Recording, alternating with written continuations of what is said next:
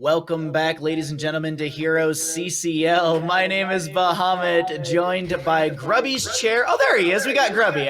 We thought we might have thought it was a chair day for Grubby, but either way, we got Grubby with us and Justing as well. And we're here in week number 5 of Heroes CCL, and we're getting ready for our day number 1 of matches. We were off last weekend for the U.S. holiday for Thanksgiving, so we did miss you all. We were really missing CCL, but now we got our games. And the other thing that we have been missing a little bit here, Justing, is some updates to Here's the Storm, and we are going to be having some updates sometime soon. Yeah, hopefully Monday we'll see the PTR drop. Hopefully, a lot of cool changes over there. So a lot of cool stuff. We got Rhaegar buffs, a bunch of things, Probius buffs, all the good ones. So we'll see if that comes in on Monday, how that shakes things up. Yeah, Grubby, you were just reviewing the patch, weren't you? Any thoughts? Are you sure it's Probius buffs? No. Probius changes. Honestly, when the first time I read through it, I was kind of busy and I just skimmed past that part. I read everything else completely fully, and I saw the Probius, the big block of text, that I'm just like, I'll look at that later. I don't play this hero. I'll check it out later. Yeah. I'll test it when it's live. Yeah. Sort of deal. I saw some buffs, some quality of life buffs, but there has also been a few nerfs, and it's kind of hard to estimate, especially, as I'm not that guy that has 1,000 games on Probius. There is that guy or girl watching, and they kind of tested it on PTR, and they know. I'm not sure, but I see they've tried something with him. Very excited about the Rhaegar changes. He looks pretty damn strong. That just straight up looks like not just a rework, but a buff. It is insane. I've had the joy of actually casting and playing a couple games on the PTR, and Probius in the hands that I saw was actually really good. He had top damage, top siege, all that kind of stuff. And these were Diamond Plus master players. So it wasn't like, oh, it's a bunch of golds that are just kind of flopping around or anything like that. No, it was really talented players up against each other in little scrim series. So I'm excited to see Probius. I personally think that Rhaegar is insanely broken. And level 7 is going to be that purification at level 7 with the 40% healing reduction. That's so crazy. And then at 20 with Pit Fighter, you can essentially have a 7.5 second cooldown on Purge with Pit Fire and the purification cooldown on a friendly member. But, we can talk about patch as the weekend progresses. Let's talk about what's happening right now, because here on Heroes CCL, you have all been so generous while we were away, and we are donating towards that prize pool. We can break down that number in just a second here, because what I want to break down is the split. 60% of the donations and such will be going to the prize pool. 35% of that 60% will be going to first place. And you can see the breakdown on the left-hand side of your screen. On the right, we always like to be transparent with you all, and 40% will come back to Wisdom to be able to create some amazing graphics, run these shows, and run this awesome league. You can use !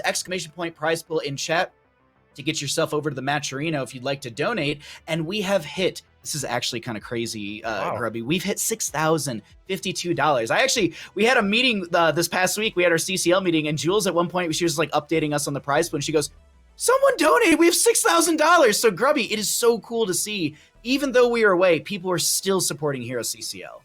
Yeah, someone dropping that little bit of Thanksgiving spirit. Thanks for CCL and HoTS Esports still existing. So thank you very much, whoever you guys have been. And even if you're just watching, unable to support, we appreciate each and every one of you. All together, we are making this show happen with some of the best HoTS Esports that we've ever had. I agree. And Justin and I, in the preview, as you all saw before the show started, Justin and I broke down some of those clips from week number 4. And Justin, I'm still reeling from that cursed hollow clip with the double boss play, honestly. Yeah, that was really sick. That was a showcase of just the perfect play. Pretty much every single thing went right. So hopefully we'll continue seeing some sick plays like that today as well. Yeah, that was awesome. I can't wait for today's games. But before we get into all that kind of stuff, let's get you also updated as to what the standings look like, because we have been away for a little bit. And Grubby, what are your expectations for the standings to look like maybe at the end of the weekend or maybe the end of today? Yeah, we've got the Simplicity, of course, standing dominant there. It's got to be mentioned. 30k looking so strong as well. Stronger and stronger, in fact, which is very encouraging for them, because they've often had a strong start in Season 1 and 2. And they kind of dropped off and didn't quite finish top 3 in the tournament proper. So big hopes for them to be a top favorite this time as well. Diamond Hands improved their score last week. whereas Chili Mountain was unable to do so, though Chili Mountain did grab their first map win. We'll see this weekend whether they can maybe get their first total victory. That's going to be a big question mark.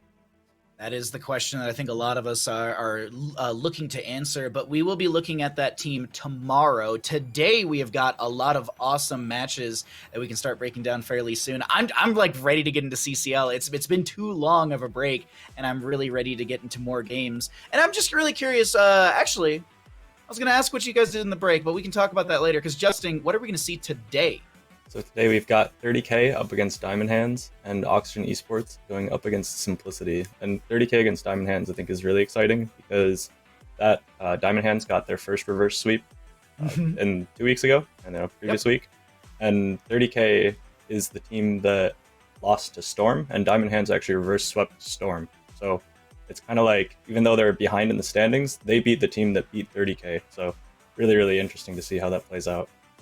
Yeah, this is our number 2 team, 30K, and our number 3 team, Diamond Hands, competing in our first best of 5. Second best of 5 will be our number 4 team, Oxygen Esports, up against the number 1 Titan, that is Simplicity. And I agree with you, Justin. I think that this first matchup of the day is the highlight for me, because these two teams should be able to take us to that game number 5. Also want to get your thoughts on all this, Grubby, as well. Well, I think it was super exciting what Diamond Hands was able to do last week. And we should keep in mind that not just did they come back from a 0-2, showing their resilience, but they also were 2-0 twice already in this season against some of the best teams. Showing that, well, if the wind blew the other direction, they could have been 3-0 in those series. And while they ended up losing 2 of those 2-3, just the potential of being able to come out that strong means they are an impossible team to predict. It means that the 2-2 score Diamond Hands against the 3-1 30K definitely has a great chance. I can't wait to see what these teams are going to do, and we'll get into that in just a second, because what I want to do is shout out our amazing sponsor, Next Level Gaming. You can use !NXT in chat to find out all about the amazing esports center in Miami. And also, if you live in the area or you want to travel down there, you can watch HeroesCCL on Saturday, as they are hosting watch parties every single weekend that we are broadcasting this tournament. So thank you, Next Level Gaming, for joining us for Season 3. And one more little tidbit about this awesome esports center is, if you play Heroes of Storm at this esports center, you can get extra experience on your account. And if you're missing maybe Deathwing, maybe Orphea, maybe you're missing a character or two, maybe you've wanted to play Murky for the longest time, you just never unlocked them, well, all the heroes are unlocked over at Next Level Gaming, so make sure you check that out if you live in the area, or as I said, if you want to travel down and check it out. So thank you, Next Level, for joining us for the season. And right now, I think we can start jumping into these rosters for our first best of 5 of the day, because Grubby, who are we going to see on this 30K roster? Yeah, we've got Bad Benny, the ever stalwart and sturdy tank. Very good engages and calls. Dino has just been an incredible addition to 30K. His DPS and knowing when to side lane and his very, very good KDA have cemented 30K as one of the top teams. And then who can fault the way that HazuOps, Liam Vespertine, and Yazoo play? All of them are just stars in their own roles. HazuOps so flexible, Liam a godlike Urel. This is one team to look at. Definitely a team to look at. And also just got to give credit where credit's due. Nagram, as that sub, came in for, I believe, week number 1 and really played a great job as not a tank, but a flex. But when we look at the opposing side of the battleground, Justin, who will we see on Diamond Hands? We got Caesar Salad playing tank. Gotfilth will be playing ranged. Kelsier plays ranged as well. I guess Gotfilth, they're kind of both flexes in their own right. We've got Intori playing offlane and Velmar playing support. And I hope that Velmar gets to play some more aggressive stuff. Like we saw him play a little bit of, I think, Monk and Lucio, and I'd like to see more of that, because Velmar is a standout player from my perspective on the support role, and it's really hard to stand out on the support role on a lot of the traditional supports right now. So I'd like to see him get to do some aggressive moves. We had talked in previous weeks about Valamar's support skill level and how it's probably one of the top in the league, and his Lucio play is actually arguably one of the top in the league, as well as we had previous weeks where he was interrupting mosh pits with the sound wave as well. So I'm excited to see Valamar in this matchup today, and it's gonna be a great matchup. So while we're talking about these rosters, we can also talk about where we're going to head to for map number 1, because we got that ready for you all at home. And if you're wondering how we got to Towers of Doom as our first map, don't worry, chat, I got you covered. The home team this evening, not the home team, the members of 30K this evening will be winning coin flip. They opt for first pick priority for map number 1, banning out Cursed Hollow. Infernal Shrines will be banned out by the side of Diamond Hands. So Diamond Hands, as the side of 30K has first pick, will be choosing to take us to Towers of Doom. And I think, Grubby, Towers of Doom, one of the best maps in the rotation, but a great map to start out on. The one thing that I want to poke your brain about is this is Diamond Hands taking 30K to 30K's best map, where they're 4-0. Any thoughts? Yeah, it's interesting because Diamond Hands has been very, very focused on Dragonshire in their first games of the season. As you're looking at my reality warping around me. No, I'm actually sorry. I got to cut you off. I'm looking at the fact that we just got a $1,000 donation. What the hell? Yeah. Damn. Thank you. Guys. Thank you to whoever did that. Sorry, Grubby, I cut you off. I was mystified for a second. Well, where were we? Towers of Doom. Sorry, we're all reeling from it. But talking about Towers of Doom as Diamond 30K's Hands, best map. Diamond Hands had been looking at taking Dragonshire over and over in the last few seasons, actually, not just this season. So for them to go bravely into a new direction, I think it shows they've been doing their homework and preparation. It really is, and that was the thing that I was actually talking about this before the stream even started. I was just like, oh, and I was looking at all the stats. I'm like, if you're on the side of 30K, why you should be probably banning out Dragonshire, as Diamond Hands is that is their best map, and they've won consistently with 4 really, really good heroes and another hero that's in there. But let's talk about Towers of Doom, Justin, and I want to get your thoughts, expectations on what we could be seeing from either side. So I'm expecting nothing too crazy with the openers. Probably the Stukov, Brightwing, Dahaka, maybe Lunara, Junkrat. Those are probably going to be the early bans. Oh, and Nubarak. So they're doing maybe a bit more target banning onto Caesar Salad. I do feel like Caesar Salad has been playing quite a bit of a Nubarak, and they've been prioritizing it really heavily. So 30K has definitely done their homework. They've had 2 weeks to prepare for this. So both these teams definitely are going to come in really prepared in the draft. And something with taking them to Towers of Doom, well, that is their best map. That might be something that my teams have done in the past against certain teams, is if there's a team that always picks the same map, often they don't actually know how to draft from first pick, or from, they're only used to drafting from second pick if they always pick the map. So that might be something that they're thinking, is that they're going to try to make them feel a little bit uncomfortable in the draft, and they think that they're also good on the map, so they're just probably challenging them in that sense. And that's a smart thing to do, so I like seeing that. I like that. Thank you for the breakdown, because I was curious about a little bit of that kind of draft map mentality, because there's draft mentality, but there's even just map draft mentality that goes into a lot of these games, as we are going to be seeing this is the 12th ban on Dahaka from the side of Diamond Hands this season, but a Junkrat will come through, Grubby. That's exciting. Yeah, we had Junkrat and Brightwing as possibilities, and Yasu likes to flex into Lucio. So he didn't feel like he needed to lock down Brightwing. Junkrat is the best at setting traps and making people be CC'd into them, obviously. And yeah, he's incredible. He's going to get nerfed in the next patch, but that's a few days from now. And I think it's a really good targeted nerf where he can't have 2 PvP chasing traps anymore. But that's neither here nor there yet. Letting Junkrat go over to the side of 30K is a brave move by Diamond Hands. And they're going to try to fix it by picking only heroes with cleanse and self-cleanse. Sylvanas has got the Haunting Wave, Lucio's got the High 5 cleanse for everybody. And it would not be impossible to predict that Diamond Hands might be thinking to look to get Johanna so that she can be a Minesweeper for the traps. Definitely a possibility. I was actually thinking we could see maybe a Stitches ban, Justin, because there's the good synergy of Junkrat, Stitches, Polymorph from Brightwing. It is Towers of Doom, so either team could look to go for that, and we already have one tank ban. I'm expecting most likely either Diablo or Stitches, just the high HP pool tanks coming out for the side of Diamond Hands. Junkrat in particular, he is strong in his own right. He has a lot of CC and utility and very slow damage. He doesn't kill tanks very well, so I'm kind of expecting to see Diamond Hands either deny Tychus by picking it alongside a tanky tank like Diablo or Muradin or Stitches. I'm mostly expecting them to go that route, because also Haswab's giving him Tychus if they want to play it. That's a bad move, as we've seen. They have played Tychus 9 times on the side of 30K with a 66.67% win rate. Yes, I have that perfect math for all of you, but no, really, really good overall. Wow. Wow, indeed, Grubby. Double support, Uther main tank from the looks of it. Since Caesar Salad picked it.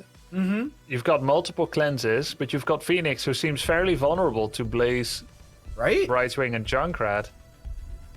Because the warp, the blink, whatever you want to call it for Phoenix, it's a pretty telegraphed ability. There's like a little bit of a wind up to it, so Brightwing can easily interrupt it. Yeah. It's such an easy draft pick for 30k. Like, yeah, over and over, I highlight how Stitches doesn't just beat double support, but how he pairs up so well with Brightwing, with Blaze, with Falstad, with Junkrat. Like, this is the gold draft by 30k. Diamond Hands is gonna try to Viking it. Justin, please, I gotta get your thoughts on all of this. So both teams definitely came prepared here in the draft. As we mentioned, they had a lot of time to prepare for this. Mm-hmm. I'd say that 30k definitely has just a better standard comp by far, just looking at each character or each hero individually. That being said, Diamond Hands did obviously draft with a plan. They kind of forego the standard draft meta here and the standard kind of priority of heroes, and instead just do their own thing. So I think that this is probably something that Diamond Hands has had a lot of success with in the past in scrims. And I think it might be a bit tough for Diamond Hands. They don't necessarily have the best combo of double support. Uther and Lucio kind of have a lot of overlap in what they provide for the team. Neither one of them really provides a ton of kind of sustain, and they both just mostly rely on saving people from getting one shot. So I definitely prefer 30k's comp. I think that they have the tools to deal with Vikings. They have the Falstad Global, they have Brightwing Global.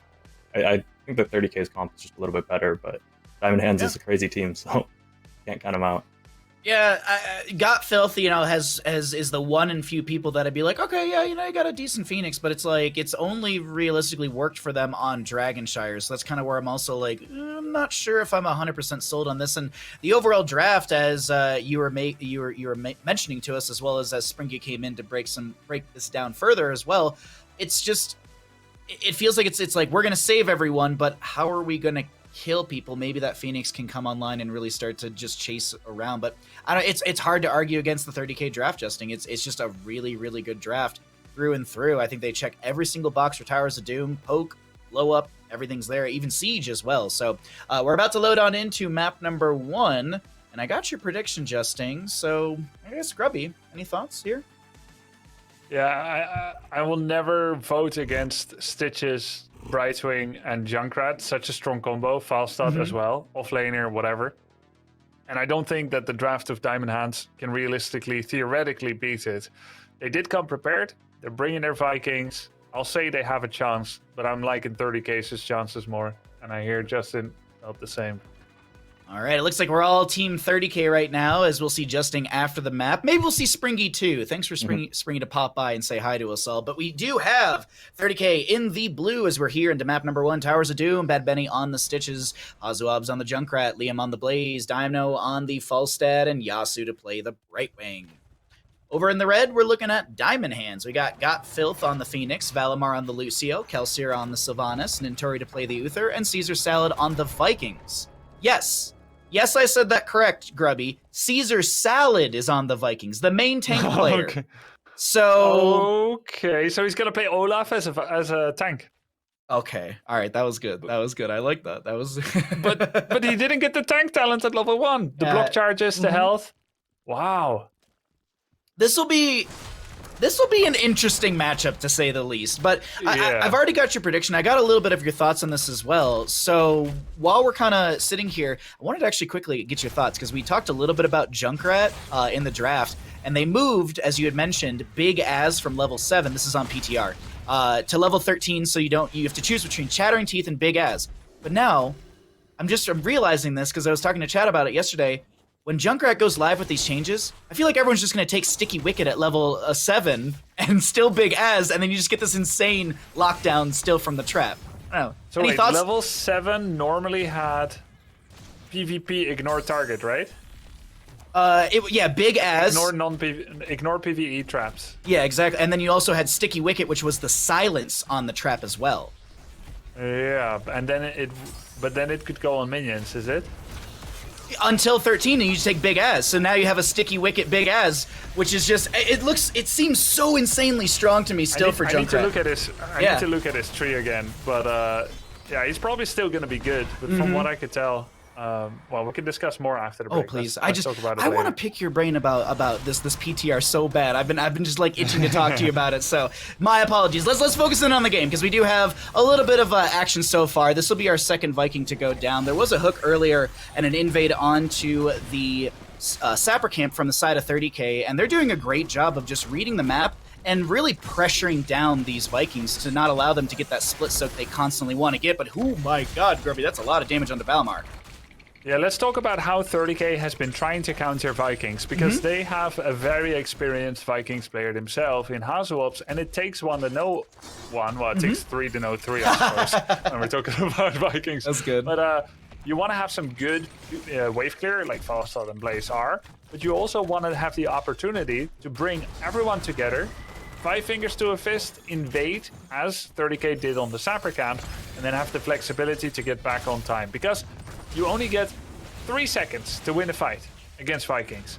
If you don't win the fight, or if you lose it, or even if you win it but it takes too long, it's not really a win because you're losing out on minions everywhere else.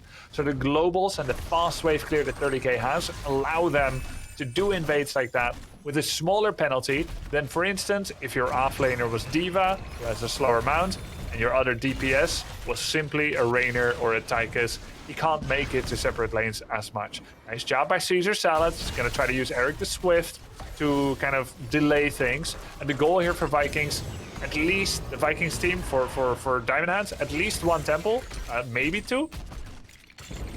Caesar Salad trying to get this channel here in the mid area. Gotfilth does rotate in. Liam coming down here as well. We do have Dino just going back into top lane to continue to soak Bad Benny, getting pushed around as well as Valimar is trying to just put a lot of damage into Bad Benny. Phase shift will come through from Yasu. Do want to point out that Yasu did go for the Dream Shot at level 4. This is going to be what you just saw right there. A great way to delay out this objective phase between the Junkrat, Blaze, Brightwing with the Dream Shot, Falstad hammerings. There's a lot of really good delay potential, as that was...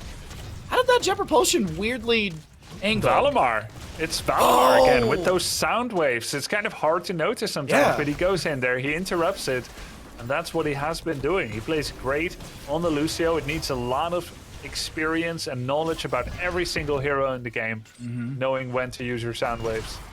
Being able to read that jet propulsion on a Blaze is not an easy thing to do. There is a windup for a lot of these abilities, but still, those windups are minuscule in seconds when you're trying to play a game like this and trying to read things like that. So just credit where credit's due, absolutely. Dino still split soaking against the Vikings in the top. Liam in the mid lane. We still have our first objective phase going on, as Valimar is going to get chunked to 50%.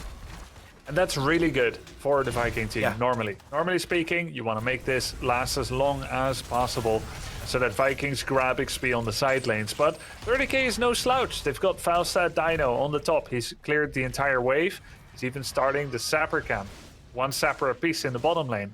That's an improvement, though, for Diamond Hands, because before they lost one of the Sappers to their opponent, giving both 30K. Oh, in come Gotfilth. This is a very clever rotation. Gotfilth plus 1 Viking. Dino thought it's just 1 versus 0.33, repeating, of course. 1 into a Viking, but Gotfilth did a very sneaky rotation up. This was very smart and high level, and there is not enough time for 30K to also send somebody up there. This was so smart. I didn't think that Diamond Hands was going to be able to break this impasse, and usually the way this turns out is like, yeah, maybe Diamond Hands can do a lot of interruption and they try to grab XP advantage, but this isn't some random Storm League pub team they're against. This is 30K. 30K knows how to weave in and out of combat, to weave in their abilities to get cancels themselves, to sometimes sense Falstad and Blaze, and then at level 10, Falstad surely would fly in, do one of those Dino Gusts that gets the healers exposed and blown up, something like that, or they do a Gorge Gust play, and that's how they were going to win it. But Diamond Hands sends Gotfilth up top. They do the 1.3 versus 1, they get the kill, and it gets them the channel as well, because too much XP would be left here and there for 30K to be able to recalibrate their rotation. And that's 8 shots for Diamond Hands. These shots will go into the core of 30k, and we sit 32 to 36 in that HP. 10 talent here arriving for both sides. Nothing out of the ordinary. Pretty much the expectations are being met. Okay, yeah, I was going to say Blaze and Junkrat will be going for the standards at level 10 as well. That Riptire is going to be a great tool. Scottfilth gets a lot of damage put into him, but he will not fall as Valimar and Nintori do have the healing to sustain this Phoenix. I'm just looking at the minimap to see how everything's going to be shaping up for our next objective phase. We already have a Viking Olaf in bottom lane. Bad Benny kind of sitting, trying to manipulate the vision. And right now, it seems like this should just be a traded objective. Oh, Falstad and Brightwing in bottom trying to put pressure on the Caesar Salad. That's unfortunate not to get those Viking kills. And in Mind Control, he's chosen that. It's all the standard heroic abilities, but Mind Control's the one you sometimes see a different one. Could be Wailing Arrow, but they're going to go with the control. Maybe bring Stitches back in after a Gorge. Or try to get some pickoffs. You can interrupt the Riptire if you're in the right flanking position. All kinds of possibilities. But it's going to be a 1-for-1 trade on the objective, Bahamut. Easy objective trade from either side. Pretty standard for this. I was wondering if we might see an invade due to the Vikings or anything like that.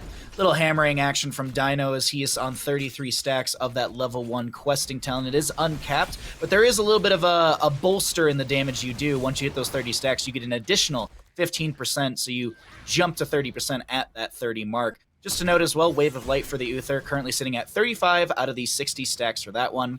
He's slowly working his way through it. Dino mid. Dino mid is getting attacked. He will burn a gust to save himself. We also have Liam, excuse me, is Gorge onto Phoenix.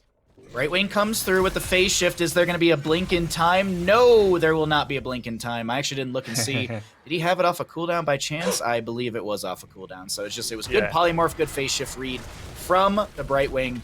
And that will be another kill to 30k. 2-1 in kills. A little low on kills. We have had a couple Vikings so far.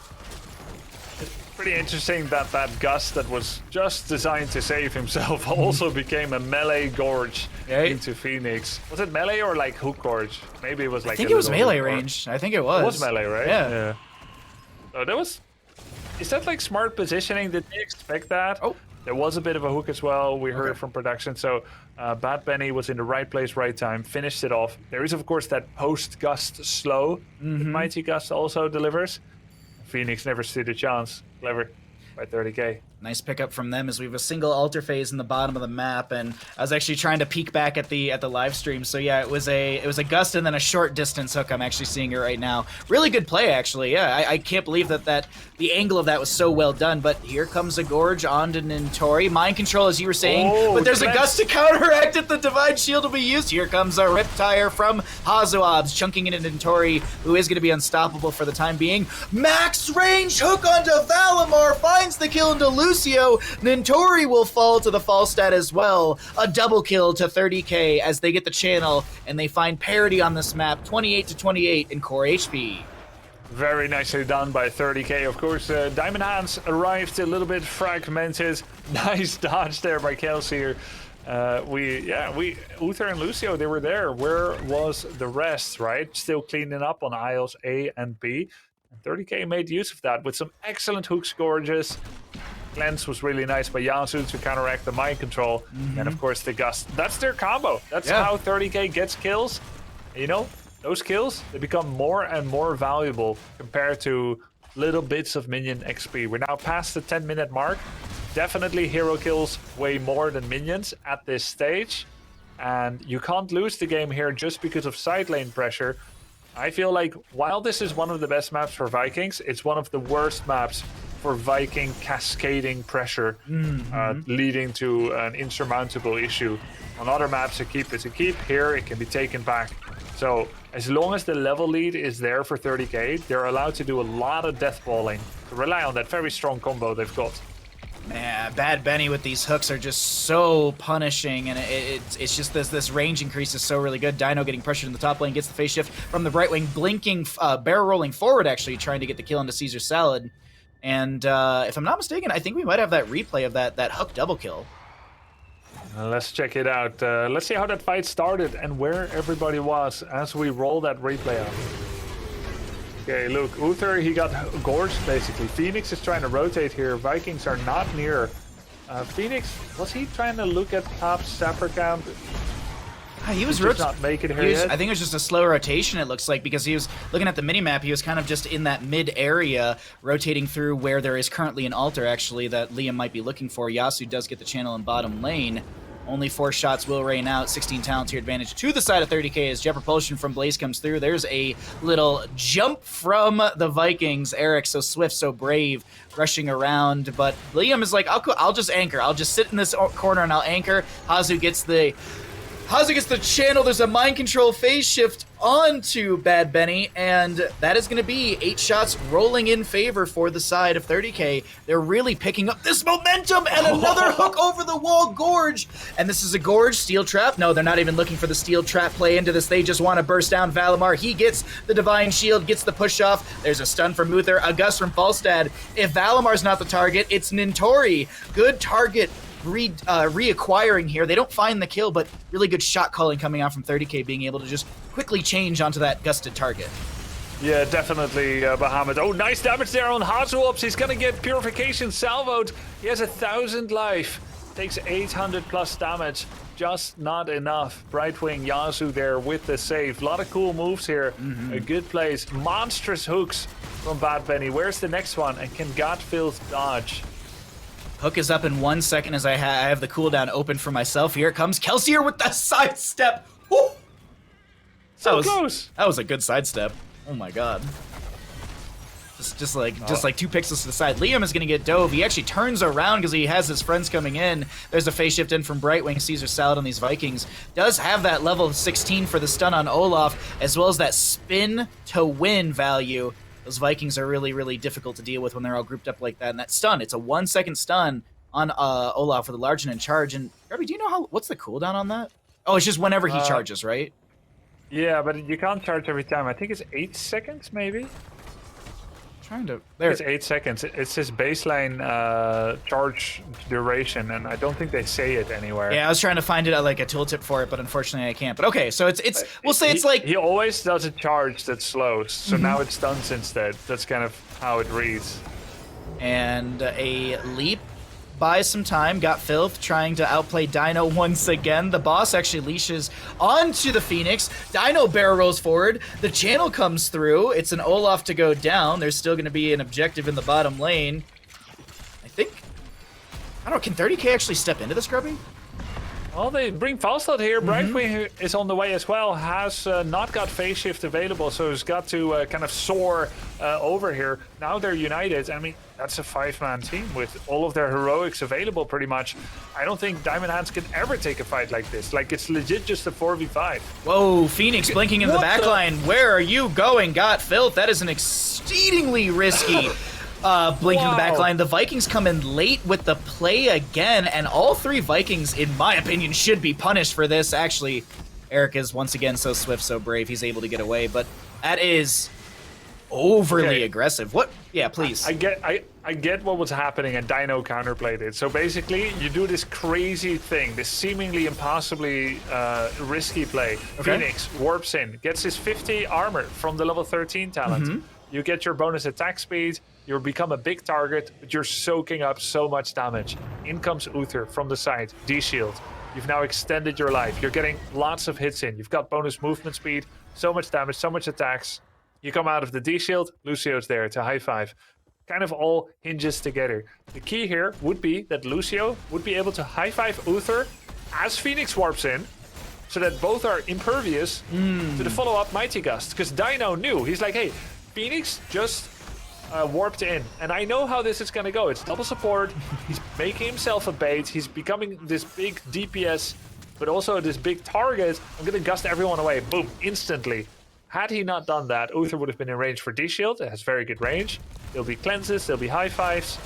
Now it just looked dumb, but it's because Dino, he kicked the stool out from under them, and that's why they crashed. There's another gust. That's a good gust into a wall. Blaze will not land the jet propulsion. There was a Phoenix that went down. A hook will connect onto Kelsier. There's going to be a cleanse onto Kelsier, a high five as well. But the damage, will the damage be high five? No, the Junkrat cannonball. The level 20 cannonball splashed onto the Sylvanas. Oh my god, that hook onto Nintori. Woo, Divine Shield will be forced Crazy. from that one. This is so well played from the side of 30k. I was going to ask you, I was like, maybe we jump to 30k comms, but I feel like at this point, it's realistically, we just watch this next objective phase go, because I don't see a world where Diamond Hands can interrupt this and get a couple kills to stop this altar from happening. Yeah, and realistically, this is how this draft should play out. There's not enough minion XP from here to Asia to somehow close the gap. Oh, that was just Sappers. It was just Sappers that went over the wall. To close the gap of a 5v4. Vikings do not do enough. Like, yeah, they can try to get that spin damage, and it is fairly significant, but it's not the same as what other heroes bring. Just the utility, the combo potential of Hook Gorge. This is how it should play out. Here we go for some hungry for more. hungry stitches. Hungry stitches. I rarely, I see this town from time to time, and I go, I really don't feel like it gets much value, but Bad Benny right now, what he's trying to do is delay things out for Liam to get the channel, but Caesar Salad has the interrupt onto Liam, so right now, they have to go for this 5v5 because people have responded. Whoa! Bad Benny does go down. Maybe I cast a Curse 30k because Liam is getting very low. Blink heals come through from Brightwing, some 400 HP, and I cast a Curse very much the side of 30k in this. Salvo comes out from the Phoenix. Will it be enough to tickle down? No, it's just gonna tickle. It never is. It never is. It never is. It's almost like I've ranted about this before. About like his heroics and stuff. What, you? Me? You've always believed in Phoenix. Oh yeah, sure. But I gotta be honest, that fight was not what I was expecting with the momentum that we had seen from 30k. It kind of felt like 30k was a little all over the place in that engagement.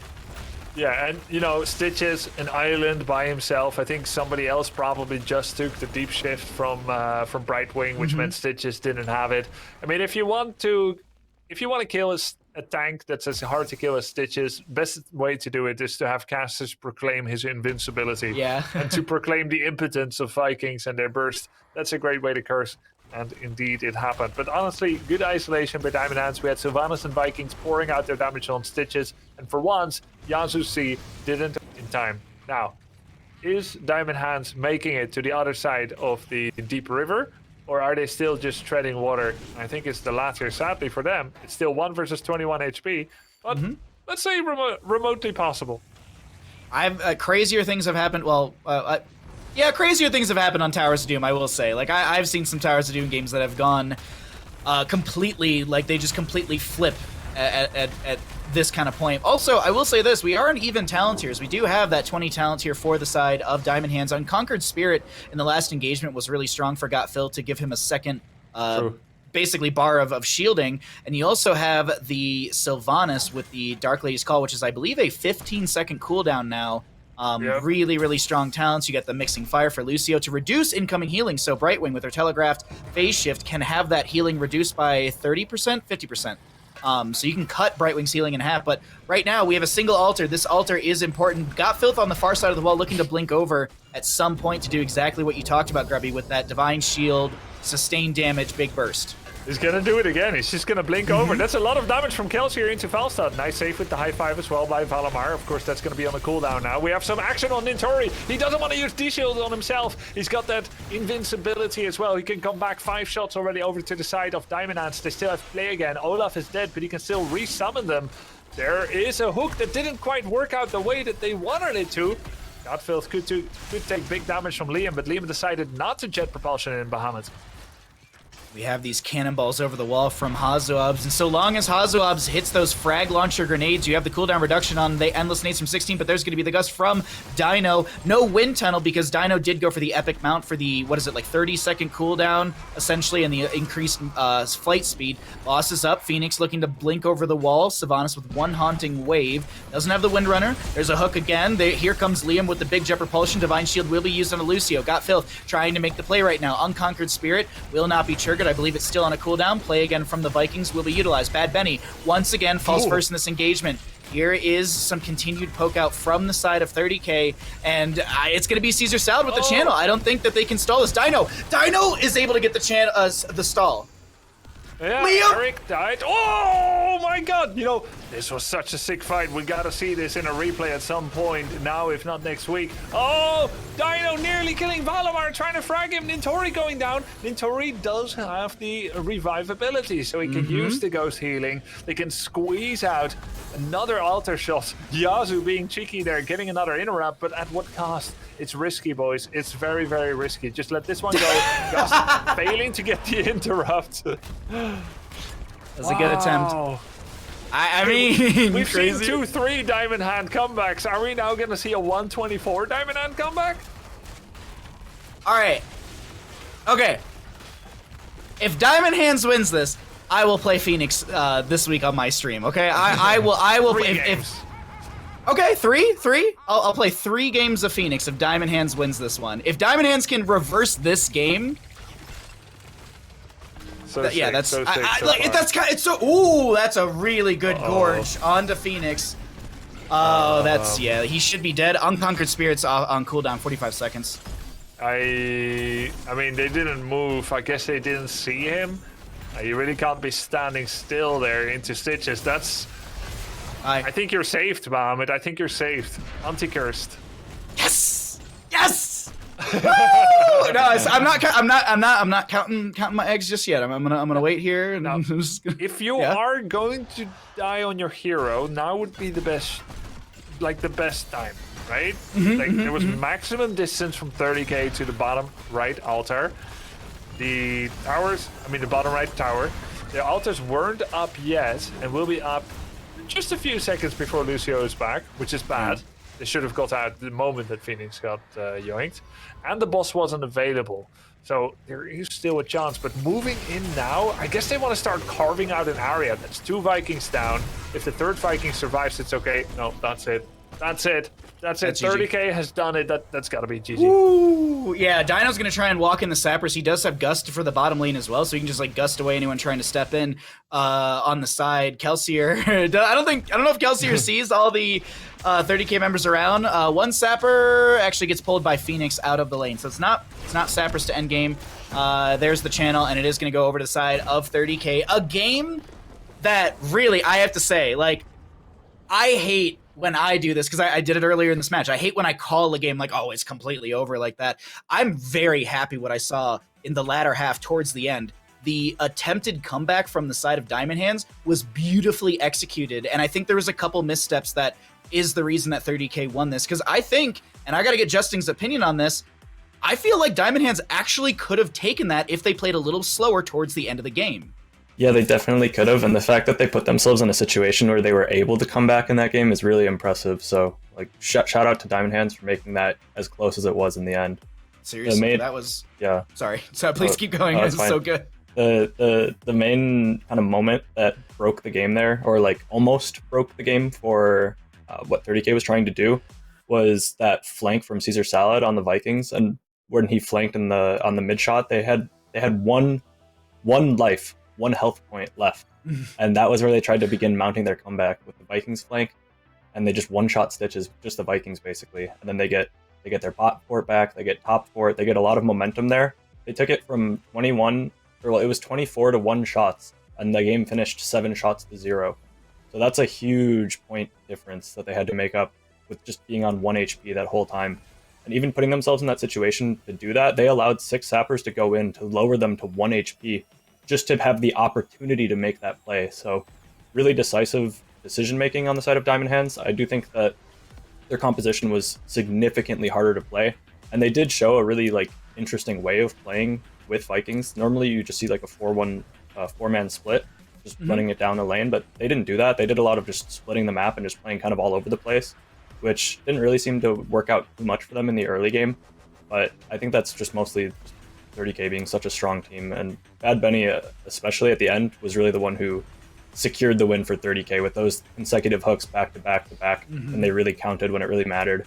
He got the hook on Phoenix, he got the hook on Valimar, and then he hooks Uther finally for the last big advantage in the cap. But just really well played by both teams, and I think this is going to be an exciting series. If this is the precursor to our series, Justin, I think you nailed that. This is definitely going to be a very, very fun series. A lot of good back and forth, a lot of really, really fun engagements on this Towers of Doom game. And I'm actually watching back this moment right here where they delayed out on the side of Diamond Hands so very well. to be able to get this channel and that Gus from Dino just to attempt it. But what I wanted to ask you, Justin, really quickly is actually a Viking talent, and Grubby, feel free to weigh in on this as well. At level 13, I believe it is, the Vikings took Jump. What if they took Nordic Attack Squad? Would that change anything for these engagements, the way the Vikings were played towards the latter half where they were all grouped up fighting with the team? Yeah, you get even more damage, even more burst with your auto attacks, but it feels so risky to get it because if you ever clump them up, as you do, into stitches or otherwise, and you're gonna take a hammer rank from Falstad, all of them will drop to like 10-20%. Okay. When you lose all, you're not a factor anymore. You always want to keep one alive so that you can use play again to come back. And while Nordic Attack Squad is really cool and strong, it has a high ceiling of potential, it's not as consistent as Jump, and it feels bad to play Vikings without Jump usually. Okay. Justin? I think I maybe would have preferred it if they would have known maybe that the game was going to end the way that it was, where they were going to need to just win like 5 fights in a row at level 20. Maybe then I think he would have taken it, because if they can combo that with the AoE D-Shield on Uther, then they can maybe have a really strong level 20 team fight. So that would have been something that would have been kind of cool, but I think that's sort of playing from hindsight and not really expecting that they're going to be in that situation where they have to win all these fights at level 20. So I think it's definitely fair to go with the Jump so that you don't lose too much before then. Yeah, 20, the Vikings did take Fury of the Storm, which each Viking has their own singular charge of that, so it is very good for pushing up waves very, very quickly. And we could see towards the end of the game that push value for the Vikings was coming into play as the towers were slowly getting more and more converted for the Diamond Hand side. They were looking for that barrage, if you will, to get every tower capped, and then you have the for them, it would have been the Gravekeeper firing out consistent shots. So really, really cool place from map number 1. Excited to see what could happen in the upcoming map, because it is a really, really good series. And as all three of us are alluding to, that first map, Towers of Doom, was so insanely well played from both teams. Like I wouldn't say like, oh yeah, 30K, they can take a quick 3-0 in this series, because Grubby, I think this is definitely a series that can go the distance. Yeah, and that game itself went the distance. I think it kind of shows it. Even though I feel like Diamond Hands had a 35% win rate chance draft, they made the game look like a 45% game, and I think that was really skillful. I'm looking back at that final moment where they lost the rug out from underneath them, and they were pushing in. It was 5v4 in deaths, 2-second death timer on one member of 30K. And then they put themselves not directly in front of a fort, but kind of angled towards it to the point where they could get hooked and gorged. And attacking mid fort, they had 7 shots to do on the enemy on the 30K core. If they get mid fort and then they get bot fort, then they could have 6 shots, just 6, right? So it wouldn't be enough. Yeah. So it seems like mid fort was essentially valueless. It would come down to an objective. 2 objectives, or objective plus sapper, or objective plus boss. So it didn't seem super important to take mid fort, especially with the way, we had the observer vision. We see the train is about to hit, and the car is not getting out of the way, and they were just there, like happily attacking forward. It seems like that's where they just got a little bit too complacent. But that's one mistake in an island in a sea of good comeback moves. Very impressed by them and by both teams. And that map is just an island in our best of 5 series, because we have more maps. We have more maps, Justin. We've got 30K choosing to take us to Volskaya Foundry, as the members of Diamond Hands has opted in for first pick priority going into this map. And Justin, before I get your thoughts on this, I just got to let you know, 30K and Diamond Hands have not yet played on Volskaya this entire season. Well, I think we're definitely going to be seeing it go the distance then, especially if neither of these teams have gotten any CCL practice on it before. As we all know, Volskaya does tend to go a little bit long, so if that last game was close on Towers of Doom, I think this game we're going to expect to see some more of the same, of really, really close, maybe a level 25 or so finish from one of these teams. I wonder if the changes on the PTR to the wells will affect this map in duration as well. For anyone that doesn't know, currently on the PTR and will be in our expected patch this upcoming week, the wells no longer can be destroyed. You have to take down the fort, much like in an ARAM. If you destroy the fort, the well goes away, but you can't target the well whatsoever. So I'm wondering, and this is something that someone asked me immediately, is like, do you think Volskaya Foundry is going to go even longer because the well, changes? And I was like, I hope not. I really do. Realistically, like maybe it's just a reprioritization on how we push the map with the Triglav.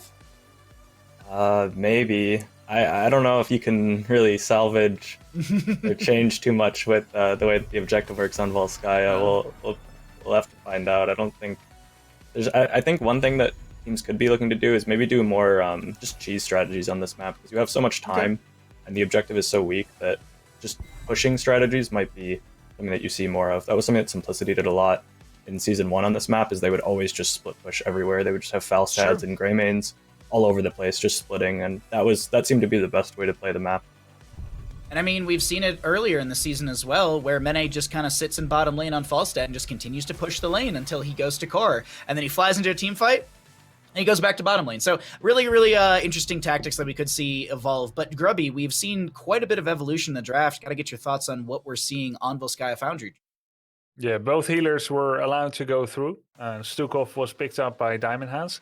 No immediate Brightwing by 30k, as even though it can get banned in the next phase, they would probably feel comfortable grabbing another healer. It could be Uther. Oh, wow, what?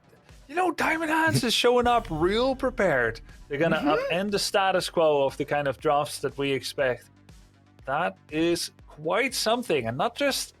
Like, that could be the final 2 picks. We see Stukov, and then we see a Diablo, and then we see Lunara, you know, if she wasn't banned. But, you know, kind of the concept. And then it's suddenly Rexxar Medivh. Makes sense. Seeing it come out now just blows the draft wide open. Really interesting. It is actually a really exciting draft. I'm not gonna say it. I'm not gonna talk about the hero that I want to talk about. Heroes. Justin, I want to get your thoughts as well on what's kind of happening here, because there's a lot evolving here. So we'll see if they choose to go for the Malfurion with Anduin being banned away, even if Brightwing's available on the side of 30k. That's kind of my expectation, is Malfurion really good against Medivh to put the roots underneath the portals. Also, Malfurion is just probably the best support for Vala, so I'm kind of expecting that. Picking the Medivh this early is fine, but the Rexxar I think is a little bit strange. Typically, they actually go with the Oriole instead, so that's very strange to me. Yeah. We don't see. I don't know if we've seen any Oriole. Maybe we've had a little bit of her here and there. BBJ play her. Tomb. There's a Tomb game, but yeah, it's surprising though for sure, because I mean, I don't know. Picking Rexxar too is this early. They're complicated. Yeah. It's impossible to analyze the Diamond Hands drafts right now. They're 4 specialists. A little wild right now. Is it, no, 3 specialists. 3 specialists by the old roles. Yeah. Wow, that is wild. Do you think, Justin, that 30k they're just going for this hyper carry Vala comp and they just want a lot of control? So like Blaze got Step Repulsion, Detainment Strike, Condemn. Is this a lot of just like keep the Vala safe sort of composition? Yeah, they're definitely. I mean, they're definitely still playing around the Vala quite a bit here. Oriole Vala is an old combo that's always been good, and so also Yasuo is maybe just really comfortable on Oriole, and probably just support players love playing Oriole. At least from my experience, Oriole is so fun to play. So if you feel good on the character, I think it's one that you can really flex with. But Diamond Hands draft is very strange. I think that if they were to replace Rexxar with like a Urel or something, I would prefer their comp quite a bit. That was kind of the same formula as to what I used to play a lot with Wildheart and with teams previously. The setup besides the Rexxar, I think, is pretty like standard for a Medivh comp. So I think Diamond Hands comp is actually pretty strong, and I'm not sure if 30k is going to be able to have enough damage, primarily just coming out of the Vala, to be able to deal with it. So even though Diamond Hands comp looks really goofy, and I'm not a big fan of the Rexxar, I slightly favor it. But it could go either way. 30k might just flex on him with the Vala hyper carry. It's exciting. Like you talk about damage from the side of 30k, and actually the question I wanted to pose to you, Justin, which is perfect because we're still loading into the map, is does Diamond Hands have enough damage? Because I feel like it doesn't seem like they have enough damage to find solid kills into 30k. I think they'll be able to do it. As the game progresses, you've got Nazeebo, who ends up doing quite a lot of damage, especially if he goes with the spider build. Also, Zool, depending on what build he goes, Zool actually does kind of a ridiculous amount of damage into teams that are clumped up, and Oriole teams need to clump up every 4 seconds to get that healing. So we'll see, almost no matter what build he goes, he'll be able to do a lot of spread damage there. So I think they might be able to. Alrighty, well, thank you, Justin, for the analysis, the breakdown, and your infinite knowledge, as always. We'll see you after the game for some more fun information and breakdowns as well, but we got the members of 30K on the left-hand side, we got the members of Diamond Hands on the right, and we are getting into this map. We got Joanna, Hanzo, Ariel, Vala, Blaze, and we got that Zul, Rexar, Medivh, Nazebo, Stukov, and of course Misha. We cannot forget Misha. It's an exciting matchup. We are going to be seeing some really, really good starting here, as we will have got filled with those Arcane Rift baseline stacks. That's always going to be something that we're going to keep an eye on, as we also do have some scatter arrows to be worked on by Hazuabs, and I know Grubby, he loves Creed of the Hunter, as we actually have Liam coming in with a huge jet propulsion to get quite a bit of damage and maybe a kill, but no, it's going to be a nice back off from the side of Diamond Hands. Some good healing out from Valimar. Did go into the low blow at level 1 for this Lurking Arms sort of build, and I'm just liking exactly what we're seeing from the start of Diamond Hands as well as 30K, because we do have that Laws of Hope for the Joanna, Grubby.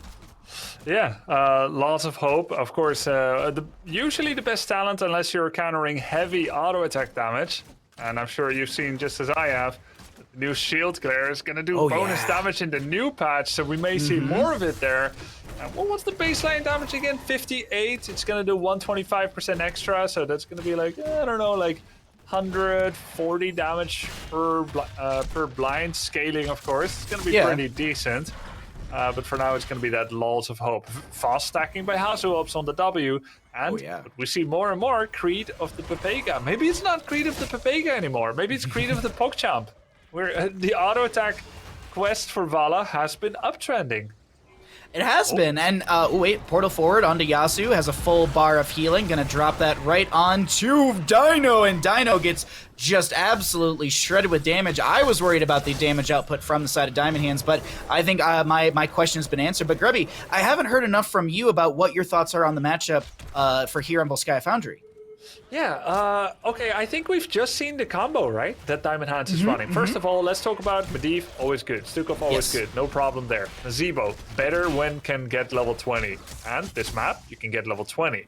So there are certain just strengths for Diamond Hands, in general, Diamond Hands. And then the combo, let's talk about the combo. Capital T, capital C.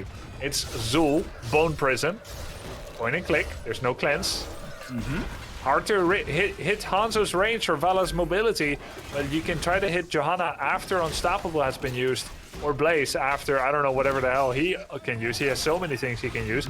But you do the Bone Prison, then you do the zombie wall around it, then Stukov, low blow, inside of the zombie wall, and that is one terrifying jail with zombies. You're silenced. Imagine not being able to speak, and then there's zombies around you. Very, very scary. That's going to be strong. There also is to note the Things of the Deep at level 1, which is going to be 5% spell power increased at 50 stacks and another 5% at the 100 stack for this Nazebo. So he's also scaling out his spider value, the toad's value, as well as you're mentioning, those creepy, creepy zombies that will be encircling you if he can land that. And Things of the Deep also increases your range to cast, so he's able to cast these abilities with 20% more range. But now we have our first objective phase up and available, and Bad Benny's going to be forced off the point.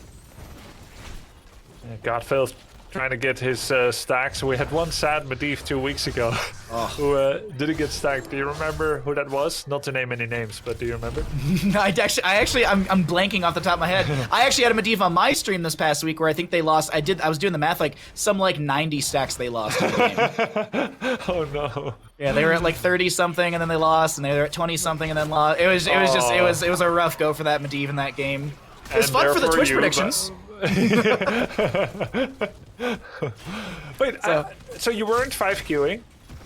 No, I was casting. So sometimes when I do casting, instead of being like, who wins the game, it's like, will Medivh finish his stacks? Like, that's a little more interesting sometimes. So maybe I'm toxic. Maybe I'm absolutely toxic in the end. But this is going to be 50% and rising to the side of 30K as we have Bad Benny just getting towards his front gate. There's the zombie wall. There's the spiders. And Bad Benny pops to condemn. Hazuabs does finish out his level 1 scatter arrow. So this reward is going to be creating 2 additional scatter arrows. And then he also has the cooldown reduction with the Never Outmatch, but a lot of damage onto Joanna. There's that, man, this zombie wall is just so oppressive into the Joanna. She looks so she doesn't look as tanky as she should as a Johanna. Yeah. Wow, that was really cool. And, you know, I've said it before. I've kind of noticed this since so many years ago that very, very soft counter to Johanna and Deathwing is Nazeebo. Because they're like, I'm unstoppable. And then Nazeebo is like, but can you walk through walls? Yeah. Made of zombies. And the answer is kind of no. So there you had the whole soiree with Medivh cutting off Johanna's escape. Unstoppable gets used, but there's bodies, there's zombies. There we go again with that combo. Zombie wall plus silence on Vala. It's so much damage. This is really cool. This is a new tech. I like this a lot. Wondering what Yasuo will go at level 10. Will it be Resurrection to get the Vala back into the mix faster? Or will it be the Crystal Aegis to mitigate this burst potential? Excited to see what the 10s will look like for the side of 30k, but it's going to be Diamond Hands who hit 10 talents here first, Diamond Hands who get Control Point A Triglav Protector, and Diamond Hands who will rush down into bottom lane and start opening up what we often call the game-ending lane or game-ending point, even though...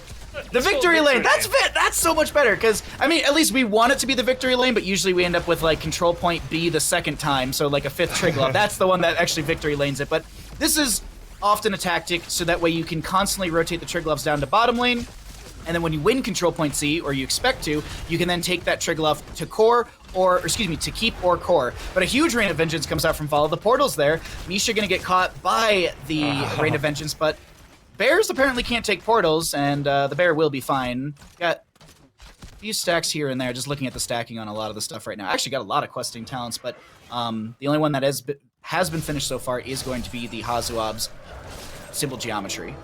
Yeah, so I think you're right. Bears can't take portals, nor is it like Baldur's Gate, where you must gather your party before venturing forth. Like Misha too far, you cannot take portal.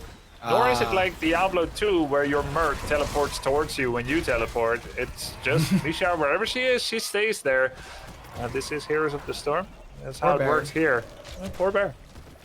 Poor bear can't go through portals and is always left behind. Hazuab's tried to make something happen in the engagement we just saw around the Biotic emitter with that arrow, but unfortunately just not going to work out. Dino is still just getting stack after stack onto Got Filth, who's got 26 onto that baseline Arcane Rift. As a reminder for anyone that might not know, if you die on Medivh before finishing those stacks, you lose all of them. Not just a chunk of them like Hanzo with Redemption, it's going to be everything, like a Kael'thas with Convection. So we have Dead Rush. That doesn't mean he will take Ring of Poison at 16 for Nazeebo, but Dead Rush, in my opinion, it's the best. I don't care too much for the Toad and the Spider talent. I usually like to take Dead Rush because you get extra utility after Zombie Wall. Even interrupt early to get the zombies to walk and chase and do damage and block and so on. And they just deal more damage as well, which is... And the reason that I didn't explain, why is Nazeebo also counter to Johanna? When Johanna casts Condemn, it brings all the zombies near her, but it's not enough damage to kill the zombies. So, whereas before, sometimes you take hits from a few zombies, Johanna takes damage from all the zombies when she presses Condemn, and that's kind of cool. Those now deal double damage. And the big question is, will Caesar Salad in fact go for that level 16? Oh, where is Medivh with the save? Oh, Valamar might get the save. Healing token gets used, but Caesar Salad goes down. That's worth it, trading a 70-second arrow for the healing token and a kill.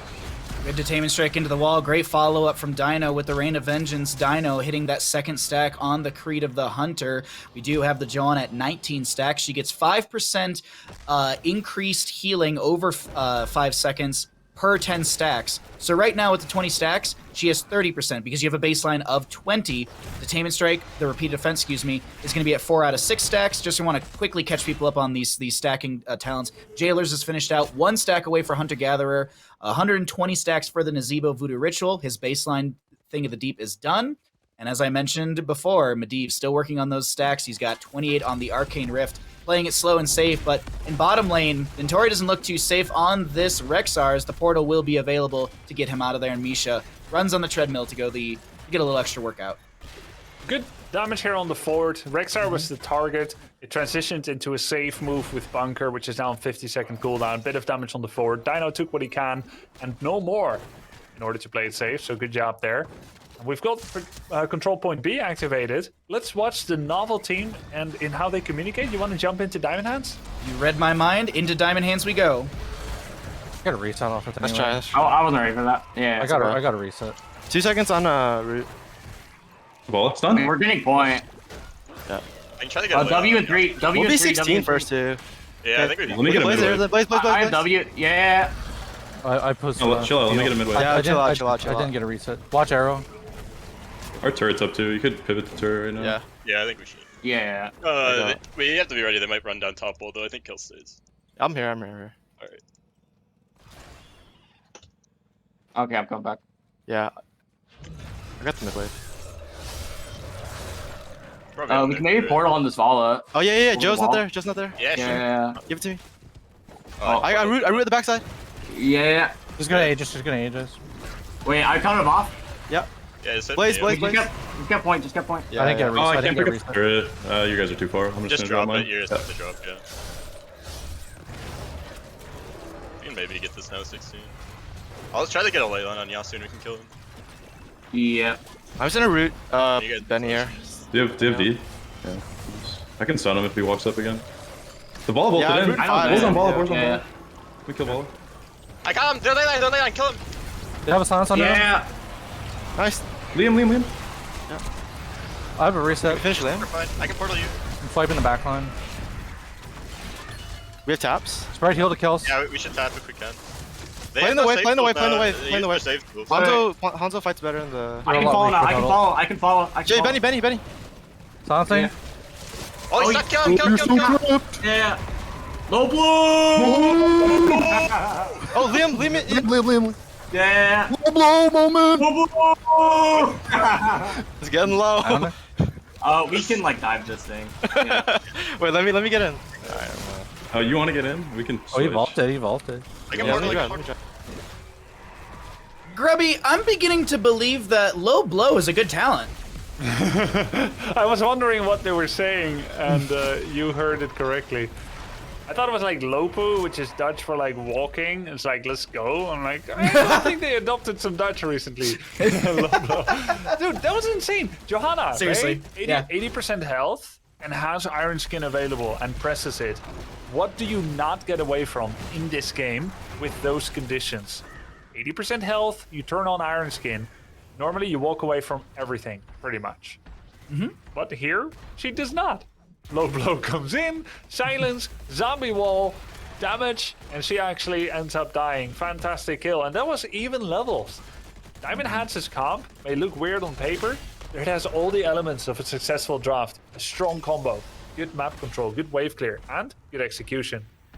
I like a lot of the little communication that we were hearing between them as well. For anyone that was wondering why you kept hearing, I didn't get a reset, that was actually the Medivh player. Got Philip was actually noting, I didn't get a reset on my Q, so you had to wait a little bit to get more Qs out. So really, really cool, just like small little things that they're just communicating to each other. Like I got W, which is basically the Zool saying, I have a root, and then everyone's like, okay, I can follow up. The other thing for anyone wondering why they're yelling about low blow, Lurking Arm deals 125% more damage to enemies here below 50% health, and it just persists for 1 second longer as well. It's so very good. But Grubby, I believe we have a replay of that huge fight that we can break down for the audience at home. Yeah, they just end up going for Johanna. They were just catching a wave. Oh, no, it's the fight before that. Okay, in comes the arrow. It's paused on my screen. Okay, we'll get that fixed up and we'll have that back for you all in just That a was a good second. screenshot, though. Like, I think if I had to choose one screenshot to see, that would be the one.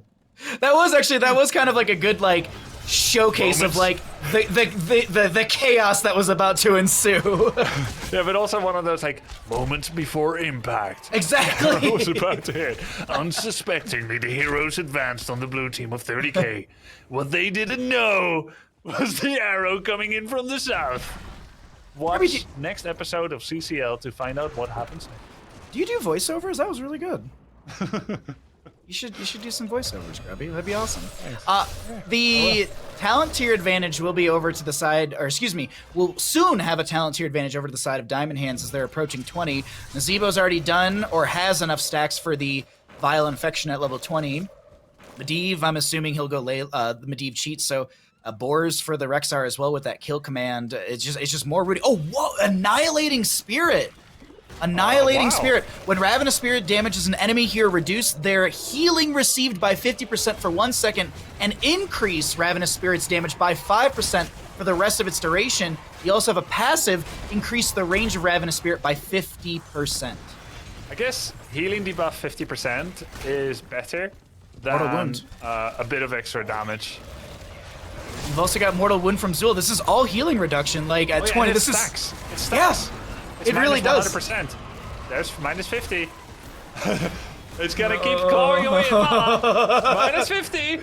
Oh, that was close. That was close. Vala does take quite a bit of damage, forced to Hearth out in the top lane. As we have a Rexar Bear, Misha trying to get the stun onto Liam, but he's able to back away, get some self-healing. And this soft push through bottom lane, this is the members of Diamond Hand saying, we want control point C to end the game for us. And this is what I was talking about earlier. This constant siege through bottom lane seems to be the full tactic for a lot of teams. You don't need to get that front gate well in top lane. You just need to win the team fight in top lane, obviously, Grubby.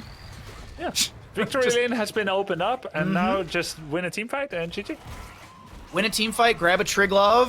It's looking good for the side of Diamond Hands. Definitely. I think you nailed this perfectly. On paper, this draft, you look at it and you go, huh, really? Yeah. And then you see it, you're like, oh, because I'm seeing her right now with that lurking arm, zombie wall, everything on top of this Ariel. She can't even self-crystal Aegis with the cleanse from Bad Benny, and now Medivh sitting on top of Hazuops gets the leyline seal. Yeah, Oh, it was on cooldown. But Aegis was like 3 seconds out. Oh no. Oh yes. Oh, yes, that's for rough. Diamond Hands. Oh yes, we have a 1-1 most likely. I think, I definitely think that they could advance to core and try and take the game. Ariel dead for 37, Hanzo dead for 48. The core shielding is starting to get scratched, poisoned, and then some other. As Bad Benny is going to try and step in. Valimar with the flailing swipes.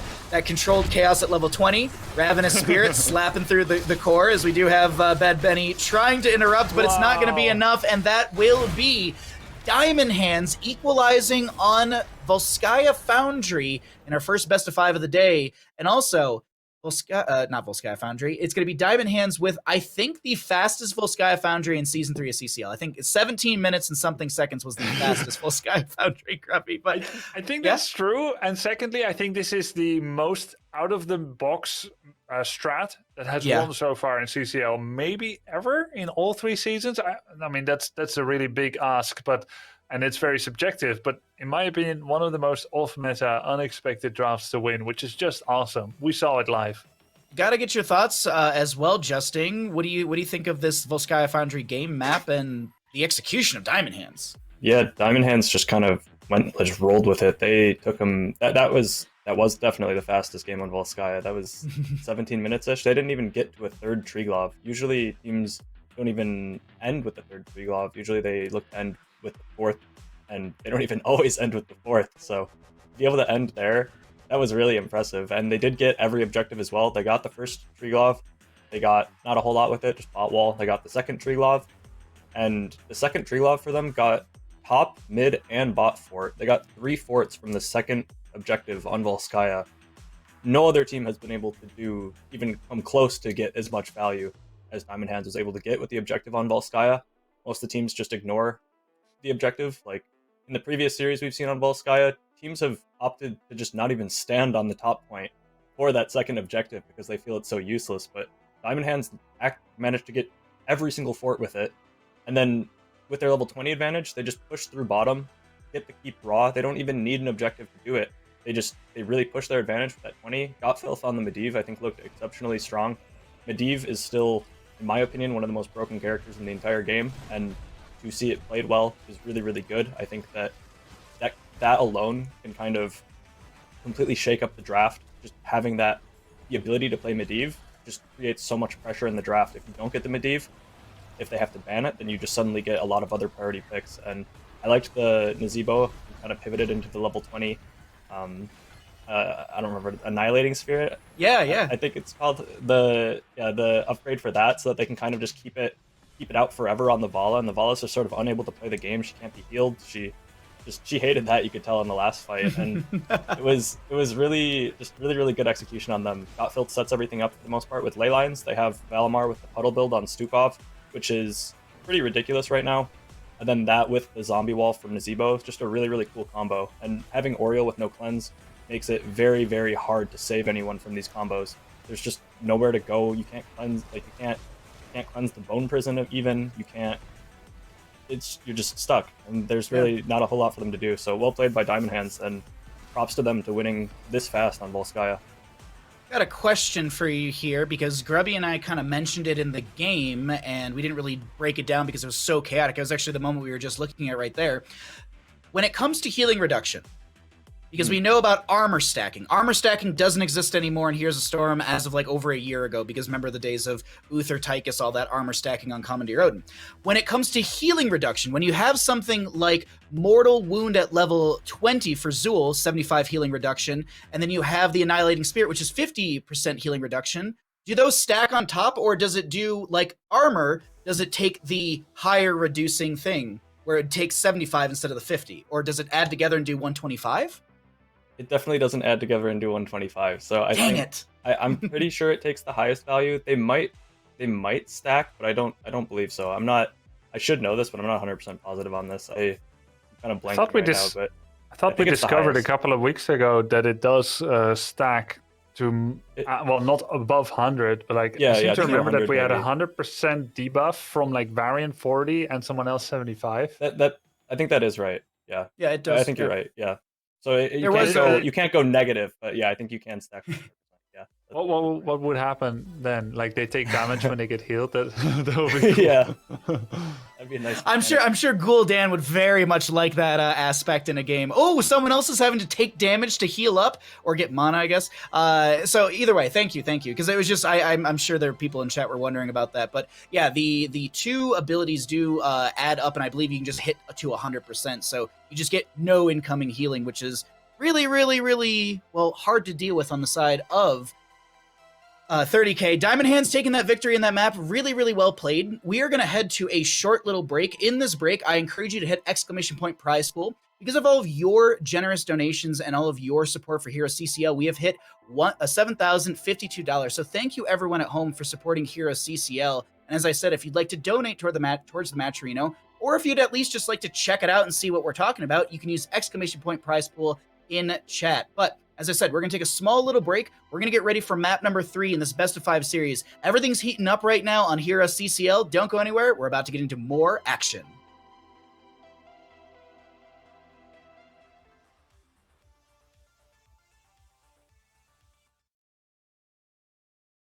Welcome back to HeroesCCL, presented by Wisdom. My name is Bahamut, joined by Grubby and Justing, and we are in the midst of our first best of 5 of the day. We've got 30k up against Diamond Hands. We've seen 2 amazing maps so far, some great back and forth, some phenomenal drafting actually from the side of Diamond Hands and execution, and things are starting to heat up. As I said, this best of 5 series is underway, and I think this is the one that could definitely go to a map number 5.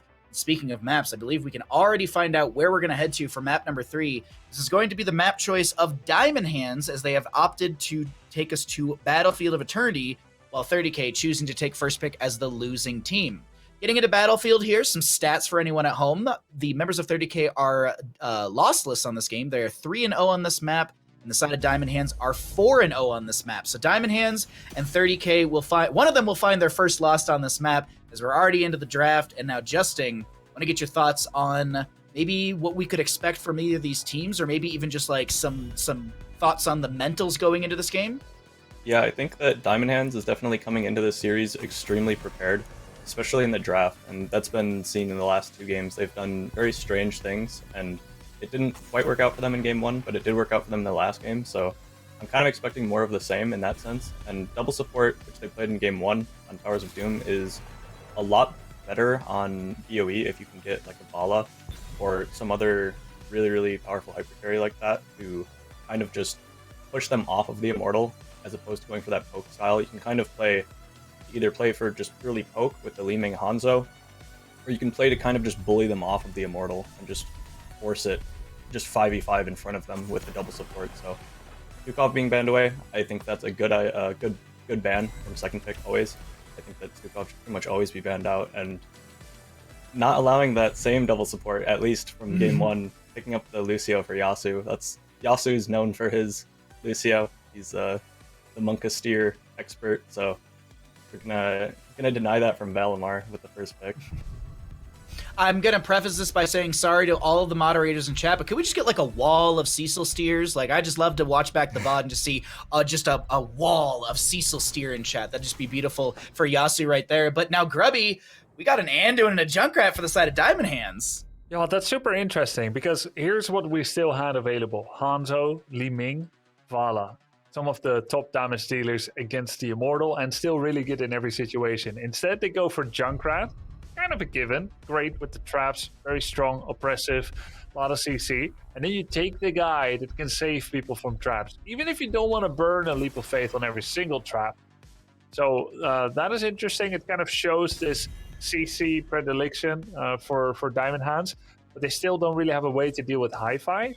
Like, just because they're making someone not get called out by traps by denying the Anduin pick, Lucio was already there with high five. So there's got to be more that explains this combination. There's got to be like light bomb synergy coming in, and I'm focusing a lot on that draft because while those picks look good, they're pretty classical. We're constantly thinking, what's the game plan here for Diamond Hands? Are they gonna go Phoenix again? Oh, maybe. Because they banned out. Sorry to cut you off. They banned out the variant in game number 1 at this exact same spot on Towers of Doom, and then took the Phoenix. And I was like, man, why'd they ban variant? Shattering Throw. So yeah, it's pretty much impossible to play the Phoenix into the Shattering Throw variant. He will just break your shield and one-shot you. And I don't know if I've never seen it done, but I'd be curious to see if they could possibly do a Rocket Ride Falling Sword or Light Bomb, possibly. Oh. I've never seen that in a game before, but Diamond Hands is doing a lot of things that we haven't really seen before in this series so far, so wouldn't put it past them. Yeah. You can't miss when they're stunned. Yeah. It's true. Rocket Ride was buffed like back in September or something like that when we had a patch. Maybe the patch before that. The level 20 actually for Junkrat on the PTR currently is buffed. I believe it got a 20-second reduction on that 20 talent tier. So maybe we'll see that more often at 20. It's a cool one. I like the combination of being able to cycle between Rocket Ride and Riptire. It's fun for ARAMs at least. But gotta get your thoughts here, Justin, because there's a lot happening in the draft. Yeah, I do like that 30k picked up the Urel. It's a kind of a soft counter. They have the high five, and now they also have the Urel with the root cleanse at level 4 for the Junkrat trap. I think that's smart. Also, just Liam getting Urel is really good. Yeah. Probably the best Urel we have here in the CCL. Malthael last pick, so that's the interesting thing. They do want to have more solo burn, so Malthael is pretty much the only solo laner on this map who has good consistent burn damage for the Immortal, so they can kind of play to do a 4-1 split and just allow Malthael to just push on that, and it also allows them to kill the Diablo. And it's also someone who doesn't care too much about Lucio in the team fights. For like, high five isn't going to stop a Last Rites from killing a Diablo, so I do like that, although Malthael in general has a lot less fun playing into Lucio because everyone's just really fast and he's melee and he's just trying to catch up and he's getting booped back. But Diablo is actually vulnerable this game, which I think is something that is really important to look at when you see a Diablo pick. Some games Diablo is just invincible. I don't think he will be invincible this game with the Raynor and the Malthael, and I think he might be a little bit cut down by that. So, and Diamond Hands also has just better burn overall. This draft I think is like very, very even. I'd slightly favor Diamond Hands in the draft, but it could definitely go both ways. I think that Diablo is going to have a hard time playing the game, and a lot is going to come down to Dino being able to kind of pop off on the Li Ming, I think, for 30k to be able to have a chance at winning. So it's two very different comps. 30k is playing for poke, and Diamond Hands is playing for that more aggressive double support-esque style where they just want to push you off the Immortal and either just 4-1 and allow Malthael to burn by himself, or they just want to bully you off the Immortal and not allow you to poke it. So very different styles, but slightly favoring Diamond Hands here. Alrighty, Justin. Well, thank you for the analysis as always, and we'll see you after Battlefield of Eternity because we are loaded on in and we are ready to go because we got 30k in the blue. Hazoab's on the Hanzo, Liam on the Urel, Yasu on the Lucio, Bad Benny to play the Diablo, and Dino will be on the Li Ming. Over on the right-hand side, we got Diamond Hands. We got Filth on that Junkrat, Kelsier on the Raynor. We've got Valimar playing, Anduin, Murden to be played by Caesar Salad, and Nentori on the Malthael.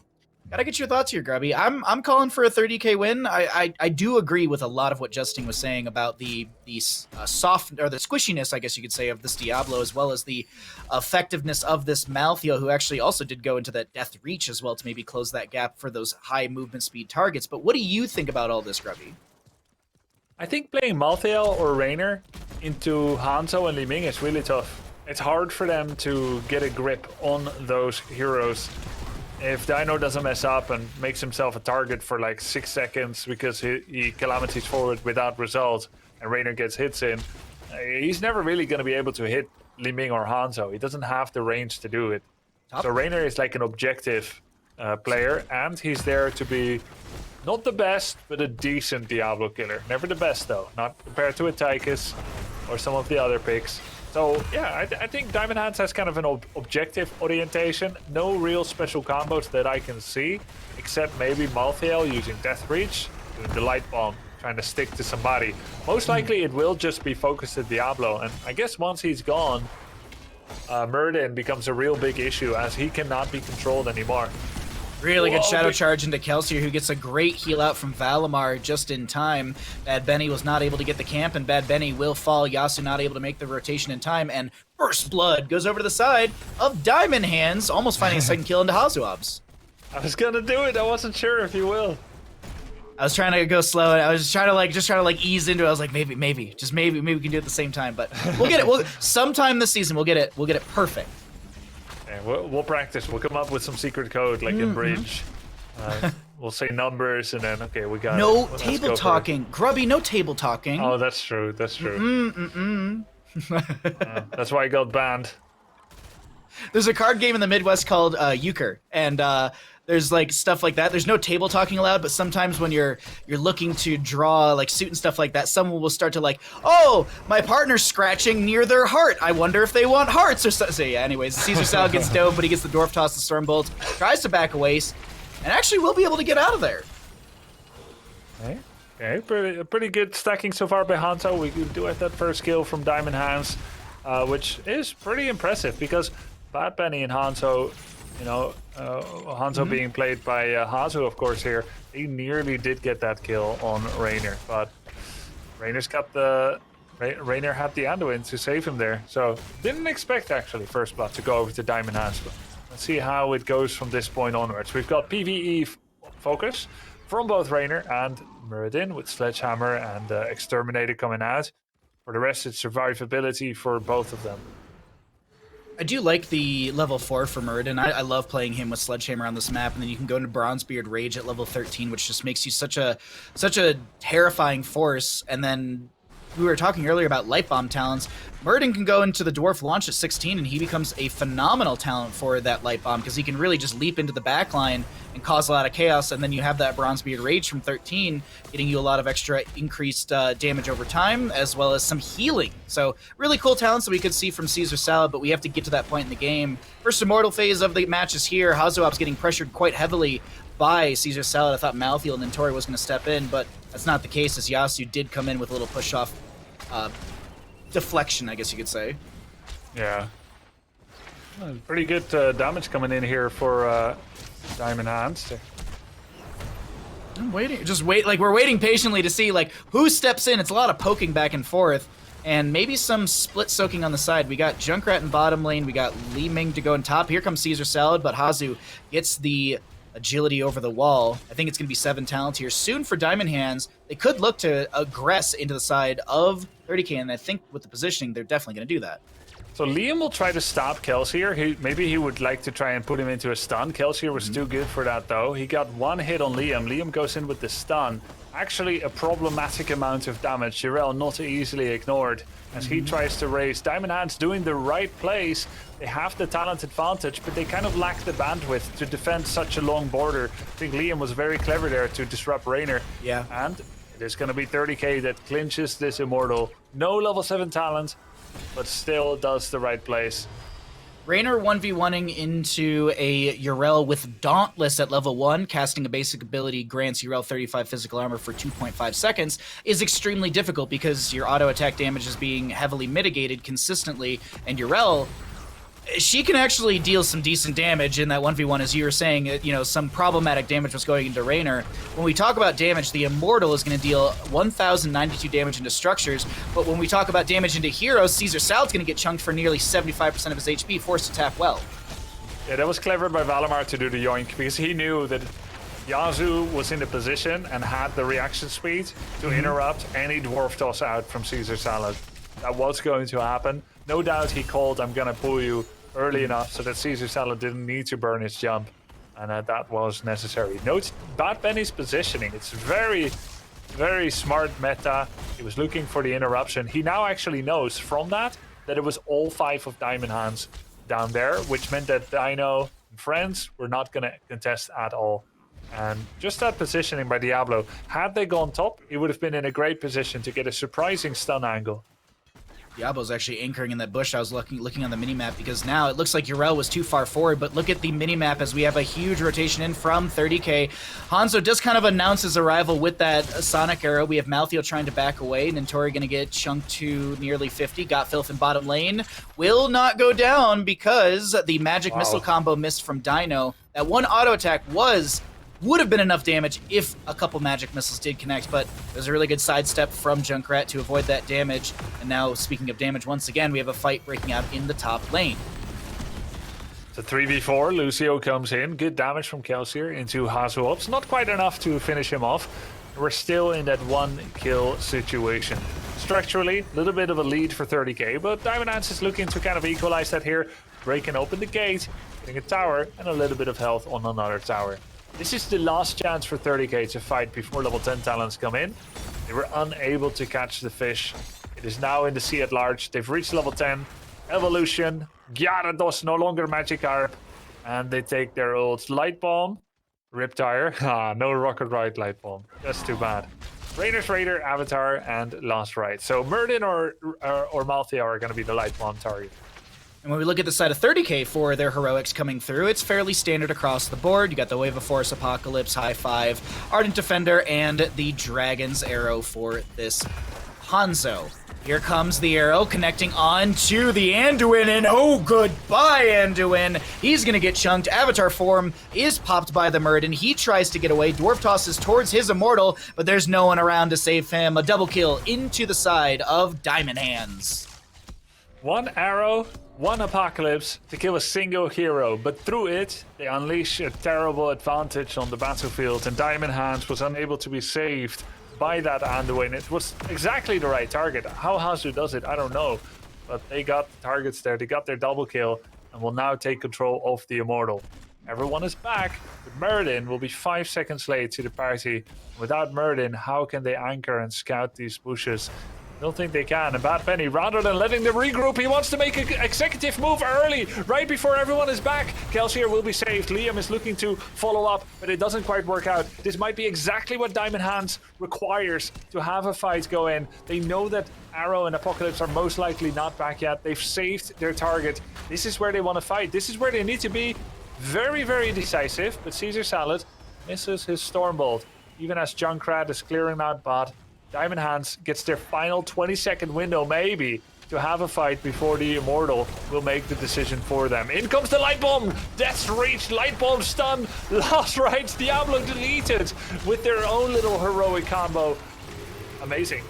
Souls reset on Diablo. He's back into the mix. Riptire comes out as well from Junkrat, chunking some enemies down. Yasu pops the Amp It Up to be able to mitigate some of that big damage that was dealt, and Liam just can't get these Righteous Hammers. It's not that he's not hitting them, it's just he's being denied positionally from the side of Diamond Hands. Diamond Hands reading where Liam is expected consistently.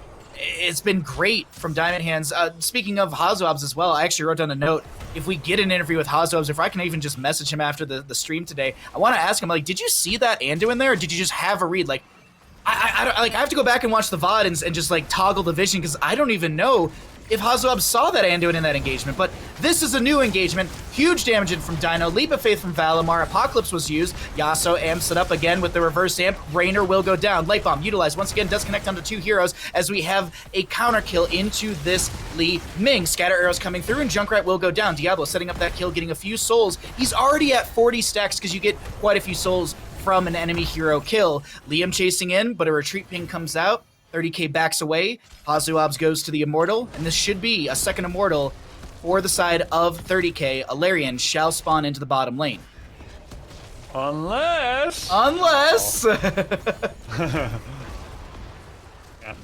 Alarion to bottom lane, 30k nabs the objective. Fantastic job to them once again.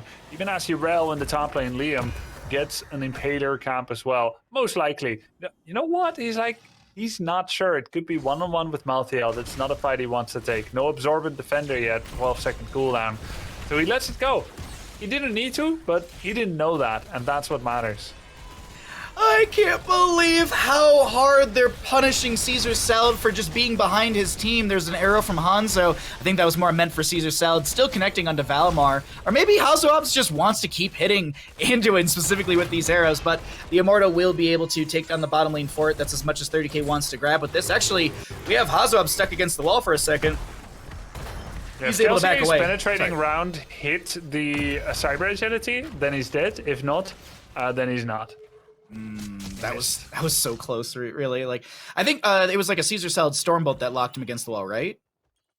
Initially, yeah. Then he was about to reach the jump away point. Kelsey had tried to hit the penetrating round, and I mean, I hit like 5% of those. It's such a thin bezel. And Hanzo's a small target. He didn't quite get it.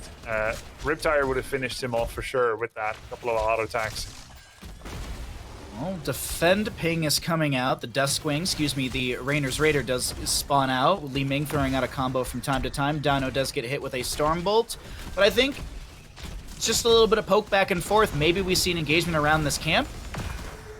No.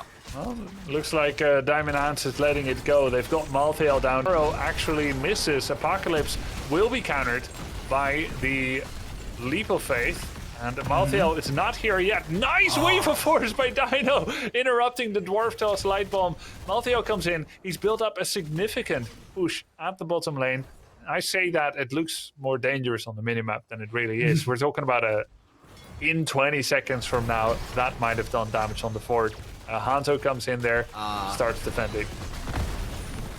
It was like a couple weeks ago. I was like, oh my god, the camp in top lane, and then we went and looked at it, and it was like a singular mage, and I was like, oh, let's look somewhere else on the minimap, please.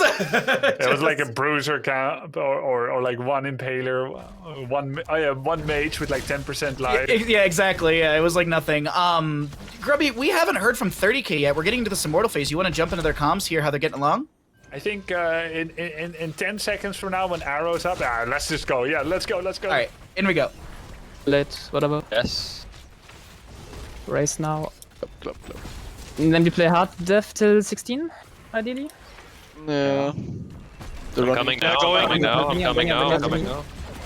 This is probably fine. I'm looking back line now. Yeah, it's huge. Yeah. Over here. I will die, but maybe you kill me. Anduin, we dead now? Anduin is one. Come on. Okay. Raider next. We need to live with the backliners. I mean, I'm solo killing them. Yeah, I got him. Help here on me. I'm killing them. I'm coming. I'm literally killing them all. Nice. Nice. Burden's one. Top fort is dead. 1 HP Murasam Hazu. I know you can race. Nice. Yeah, we should get it. Can we save the bot thing? I will. I'll try. I can kill him even. I don't have maybe. my dash though. 1 second We spawn dash. in 10 with Anduin. Yeah. Go on him. Oh, That's come on. I could have killed him. I could have killed him there. coming to the race now. Are we good? Really good. Yeah. I'm leaving now. They have to clear all of this still. Yeah. Actually. I have that one now. 10 seconds. I'm gonna walk from here, but I'm waiting. You do have double pull now though. Muradin does not Get have ready for a big arrow epoch. I mean, yeah, I'm looking for the backline. Yeah, right? I'm looking just for be ready. I'm gonna get yeah. a flank here. I'm waiting though. I spell check top side. I'm walking now. Yeah. I'm walking now for the flank. No. Okay, I'm trapped. Trapped here. I flip. Muradin has no avatar right now. Yeah. I'm still behind them. I'm looking. You might get Omega boost. I'm zoning. That's good. I'm zoning them. Boop down. Get the boop in. He used it, but it's up soon, I guess. Malthel? Can't go on this. Burn it for now. I'm trapped. I'm looking. It's coming. It's coming. It's coming. I'm flipping him out. Damage, you guys. Oh, that was. Both puts Probably have out to leave now. soon. Yeah. Both puts out now. It's good. We're full. Yeah, okay, just do after camps. They're very low. You can't super fight if they Get chase top us. camp, right? And then if they walk in, we fight. They are walking to bottom. Yeah. Can we run bot down?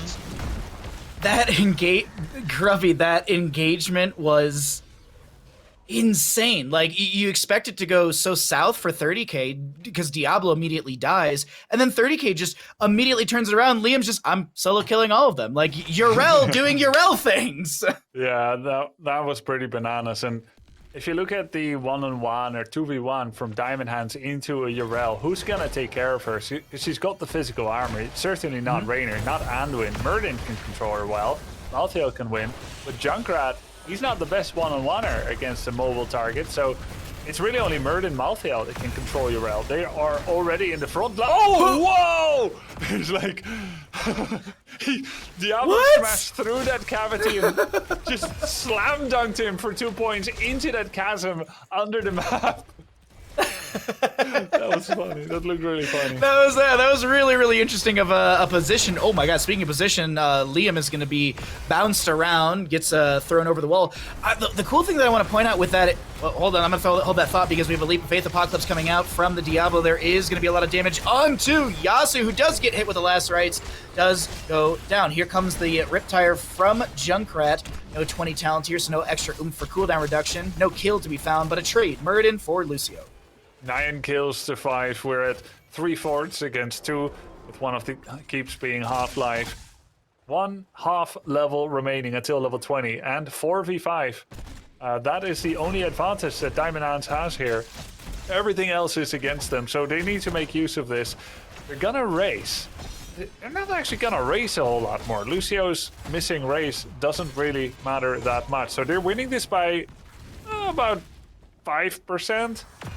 And Lucio is still dead for 15 seconds. So they didn't want to waste too much time on it because the transition takes time.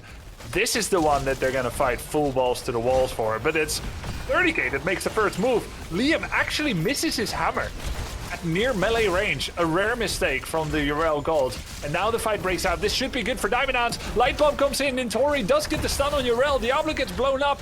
Arrow whiffs. This was a short-range arrow, was a bit harder. Urel's Righteous Hammer won't connect onto Nintori because there's a self-cleanse. There's going to be a lot of damage onto Caesar Salad, who is trying to back away. Hazoabs wants to get that last auto attack. Riptire from the Junkrat to zone back the enemies. Lucio auto!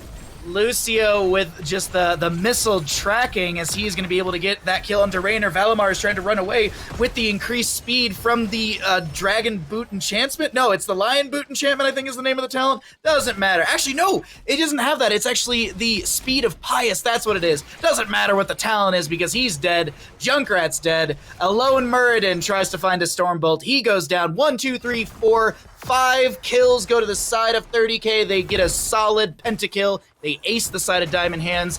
Liam already working on the keep. This is a call to go core. 30k are going to be able to take map number 3 on Battlefield of Eternity, proving that they are the dominant force on this map, not Diamond Hands. That was very, very well played by 30k. They didn't have their level 20, they didn't have their Lucio yet, but by simply making the first move, by Bad Bunny making the play on Muradin, on Caesar Salad, they created a problem for Diamond Hands that caused Diamond Hands to frantically try to save the Muradin. Then a lovely scat arrow by Hanzo on the Hanzo, and the final auto attack from Lucio. It secured a kill, and from there on, it was all downhill for Diamond Hands. A very closely contested match. We had Diamond Hands coming from behind a bit. They were just not able to do the final lap of this race. Every single engagement looked like, in the latter half, like post 10, it looked like all the engagements like started good for Diamond Hands, and then 30k just dismantled every single engagement, and it feels like Urel was the MVP for that dismantlement. I gotta bring Justin in here, and I gotta get your thoughts on just how 30k won this, because as I said, it seemed like Diamond Hands had stronger team fights, but they just failed at a point. Yeah, Liam definitely does deserve quite a lot of praise for this game in particular. He's known for his URL, and he played it exceptionally well this game. He was constantly trying to flank, and I think yeah, he definitely gets the MVP. There was that one fight where we listened to the comms, and everyone from 30K was really like calm, and it just seemed like they were like a lot more calm, cool, and collected than Diamond Hands were. Diamond Hands, when we listened to their comms, sounded maybe a little bit frantic, a little bit like overexcited, just a little bit too rushed. And 30K, on the other hand, seemed very calm and slow. It was funny to hear Liam calling, like, I'm literally, like, they're like, oh, we gotta back up, and Liam's like, no, we don't, I'm literally killing them all, I'm solo killing them all. And he's just jumping in, hopping around in the backline, so that was really cool to see. And there was kind of a cascading of events there, where 30K was slightly winning through the early game. They got the first immortal, they got the second immortal, third immortal, but they didn't get any keeps off of that. But then that pick onto the Muradin that led to the overextension when 30K went through bottom to try to push, which got Lucio picked when they overextended. That kind of baited Diamond Hands into getting a little bit over aggressive on the immortal to try to like secure it. You could tell they were a little bit frantic and they felt a little bit desperate to get that immortal. And 30K, they opted in for a 4v5 on their immortal to defend. They opted to take that fight 4v5. And it looked bad at first, but Diablo had soul, so Diablo respawned, and then they just won the extended fight really hard. And it felt like throughout that game, Caesar Salad was getting bullied quite a bit. Trying to play Muradin into Lucio with boops, when Yasuo was playing it so well. Lucio boops, Urel boops, you have Diablo with his hard CC, you also have Li Ming, who was wave of forcing him as well. He felt like he could never jump anywhere, and you could tell that he was just getting kited and kind of getting picked on from Caesar Salad. It really felt like Caesar Salad was just kind of running and scared like the entire game. Like it felt like he couldn't really do what he wanted to do against all the CC from 30K. They really shut him down on the Muradin. And Hasu had really great arrows this game as well to set up all their engages. So well played by 30K, and a nice try at coming back by Diamond Hands, but just got out team fought in the end here. That was actually something I was thinking about, Justin, and I'm glad you kind of noted this. The Muradin, he seemingly was like peeled, split. He was apart from his team a lot of the time. Was this maybe a tactic from the side of 30K just to say we're gonna go for this Muradin that's kind of self-peeling? Because we look at this clip right now, Muradin is all the way on the left, and the rest of the team is all the way on the right side of the engagement. Yeah, so I think typically when you play Muradin, that's kind of the ideal playstyle, is to be kind of like just disrupting the backline and just trying to create as much space as possible. And normally that works, but I just think that maybe with the composition that they had from 30K, they really can punish a Muradin hard. Like, he has no opportunities to jump pretty much ever. If there's so many CCs that can just randomly interrupt his jump that he never really feels safe. So he's trying to do what Muradins normally like to do, but 30K would just completely shut him down, both with the draft and with how they were focusing so heavily. And they were never really clumping up to take fights. They were always just kind of all over the place. So Muradin was kind of like a kid in a candy shop, but he couldn't actually reach any of the pieces of candy anywhere. Every time he tried to, Lucio was booping him, and he's getting wave of force. So just a bad time, I think, overall for Caesar Salad. Probably not his most fun game he's played here in the CCL. Got some bullying against him, and a lot of that just comes down to the composition and 30K executing well. It's a really fun game on Battlefield of Eternity, and it is going to be a series that is looking good for 30K. They could close things out. Getting into our fourth map of the day, we sit 2-1 in our score with 30K in that advantage. And Grubby, I want to get your thoughts as well. Do you think that the Muradin maybe self-peeled a little too much? Because that's kind of how I feel about it. Like, he was so overly aggressive to try and make something happen as the Muradin. I think many tanks picks would have struggled in that situation with the amount of interrupts that there were. And I think Muradin is best played when you dive into the breach, when you dive into the deep, usually. Like, you'd rather have Muradin dive enemy healer or even just be on the other side of the enemy tank rather than trying to catch a tracer in your backline, attacking your dudes. You want to be that first into the breach and then hope that everything around you gets solved by your allies.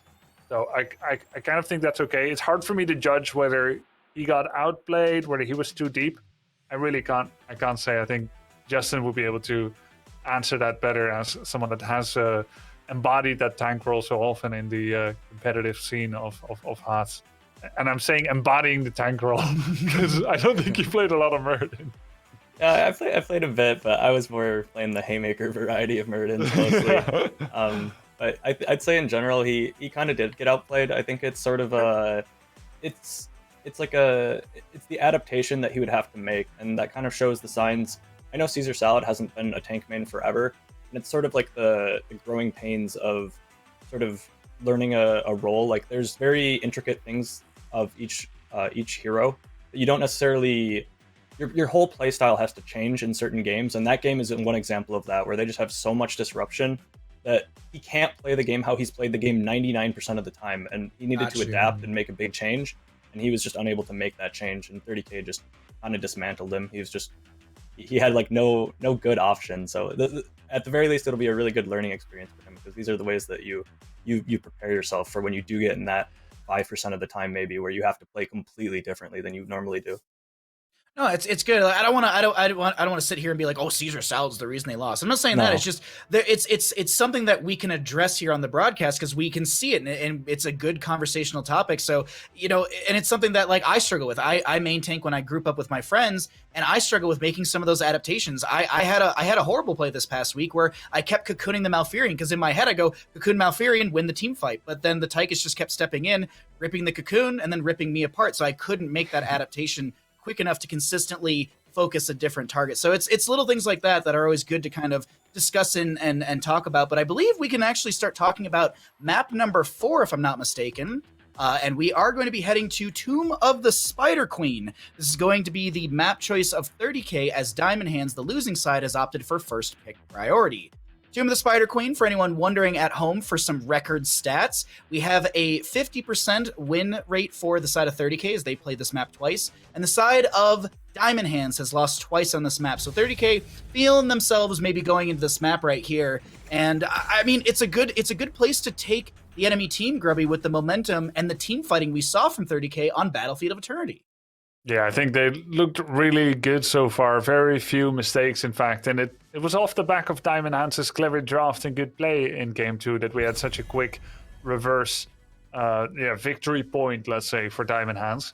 And last game's draft was probably the most standard so far from Diamond Hands. And all things considered, it looks like there's just slightly better execution and base mechanics, base drafting strength of the meta heroes by 30k.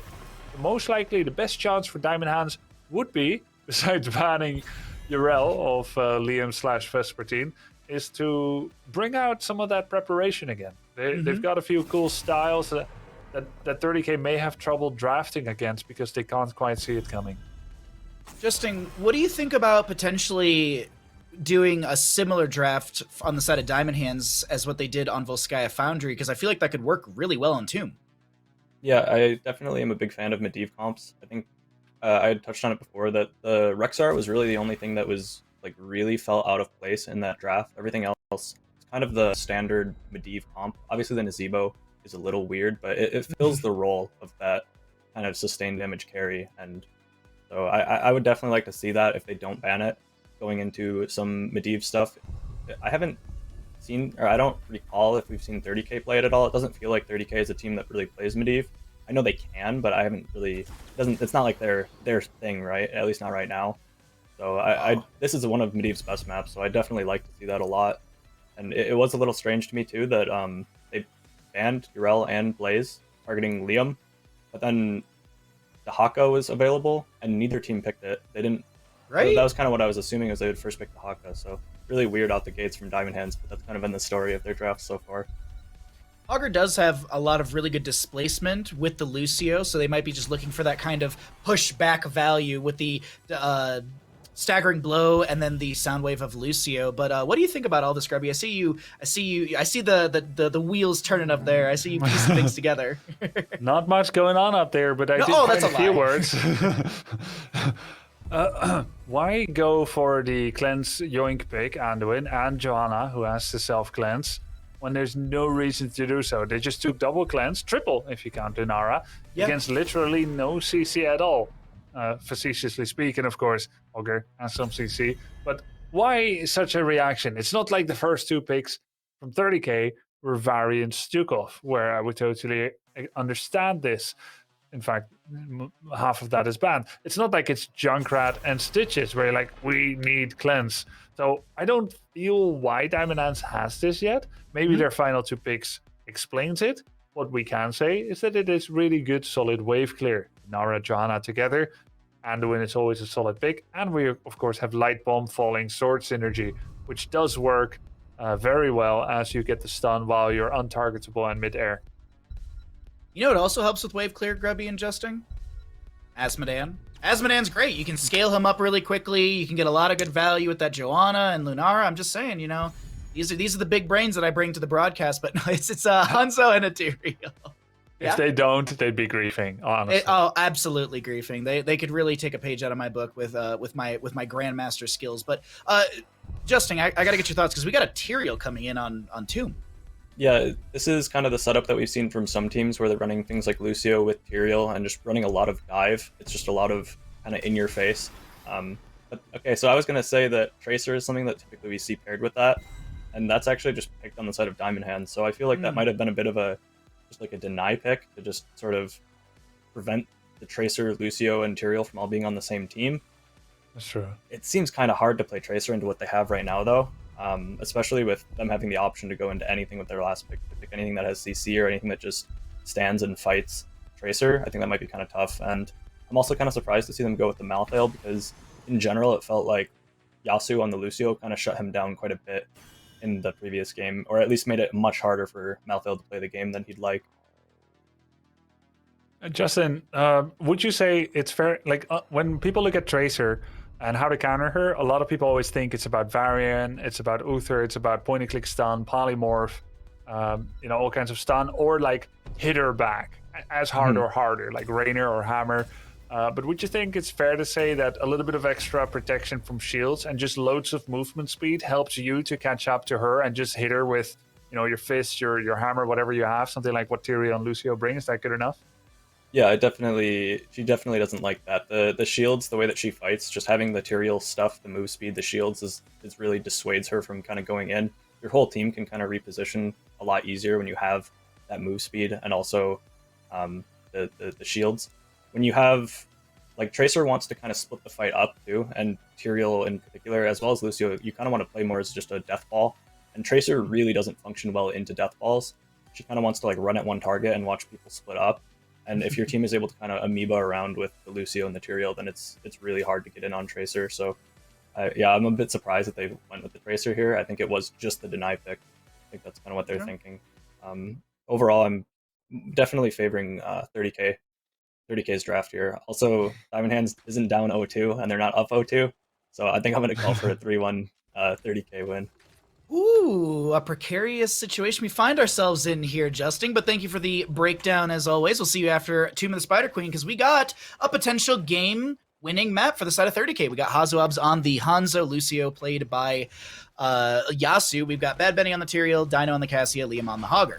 On the right side, we got Nintori playing Malthael, Caesar Salad on the Johanna, Kelsier on the Lunara, Tracer to be played by Gotfelth, and Valimar on the Anduin. I'm leaning into a 30K win as well. I think that they can absolutely do it here. We'll see if the Tyrael will be the saving grace, per se, for the side of 30K. But what do you think about all this, Grubby? I'm sure you got an opinion or two on the drafts. Yeah, I think it's true that movement speed and a bit of extra safety net performs very well into Tracer, and it seems apt to me that it is a deny pick as much as it is a self pick for Diamond Hands to take her. That would have been scary if Tracer is part of that. And Cassia is a great choice though, into Tracer and with Tyrael. I think this may just be a steamroll from 30K. That's kind of how Tyrael comps can work. Okay. Yeah, I think it may just be.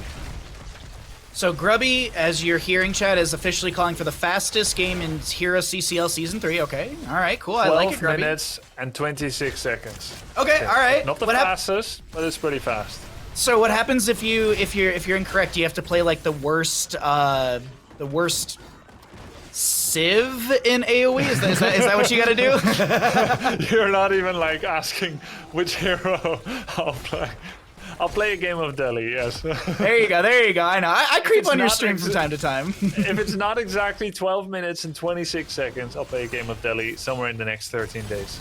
There we go. All right, you heard it first here, chat. But now, let's talk about Tomb of Spider Queen, because the start of this map, it's pretty standard. You maybe get a gank here and there, but the big thing is the rotations from mid to top with your core 4, and then you have your solo lane as well. What we're seeing right now is just that initial siege through the mid lane. You grab your Bruiser camp, you try and push up with that, and get some whittle damage, or at least early siege onto this fort front gate, to allow you then open that up with the first Web Weaver turn-in phase. You got to get 50 gems first for your for the first turn-in phase, and subsequent Web Weaver phases after that will increase the amount you need by 5 extra gems. So second turn-in, if the members of 30k get the first one, will be 55. But it doesn't change the side of Diamond Hands. For anyone that might be new to Heroes, might not know the mechanic, just want to kind of break that down for a second, as Yasuo tries to invade into this camp, but doesn't make it there in time. Did you ever reach having to pay like 90 or 100? No, I think the highest I've ever gotten to was around 70, 75. Yeah, I think so too. I think I remember 75, but more than that. I guess that's really just game ending when it goes that far, usually. You hope it does, but sometimes you turn in and it's mostly a defensive turn and you still lose the game. I don't have a memory of that game whatsoever.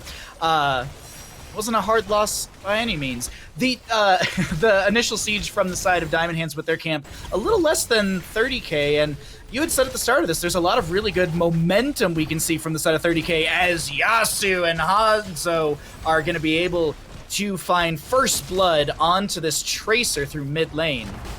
I don't call many things ints, because obviously it's never intentional. Right. But this was a 2v4, he missed the bomb, he needed the yoink, it still wasn't enough, and he died. Wouldn't have got the kill even if he hit the bomb. So overall, not super impressive there.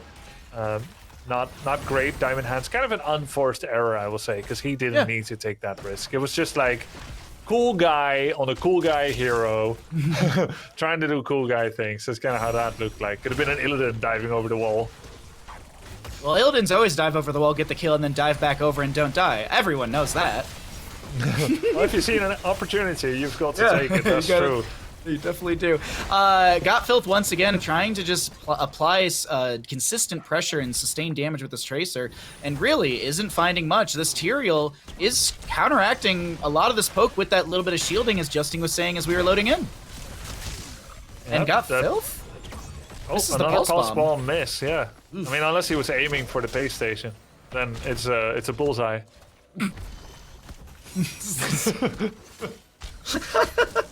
It's like a sorry, you got me with that one. You can't pay here for a while. Yeah, there you go. But we're still scaling though. Linara now has choking Poland, triple damage against poison targets.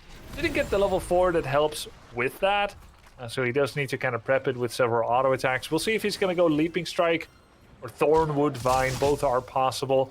You definitely see like a concerted effort into Cassia. A little bit of condemn action, try to reset her armor.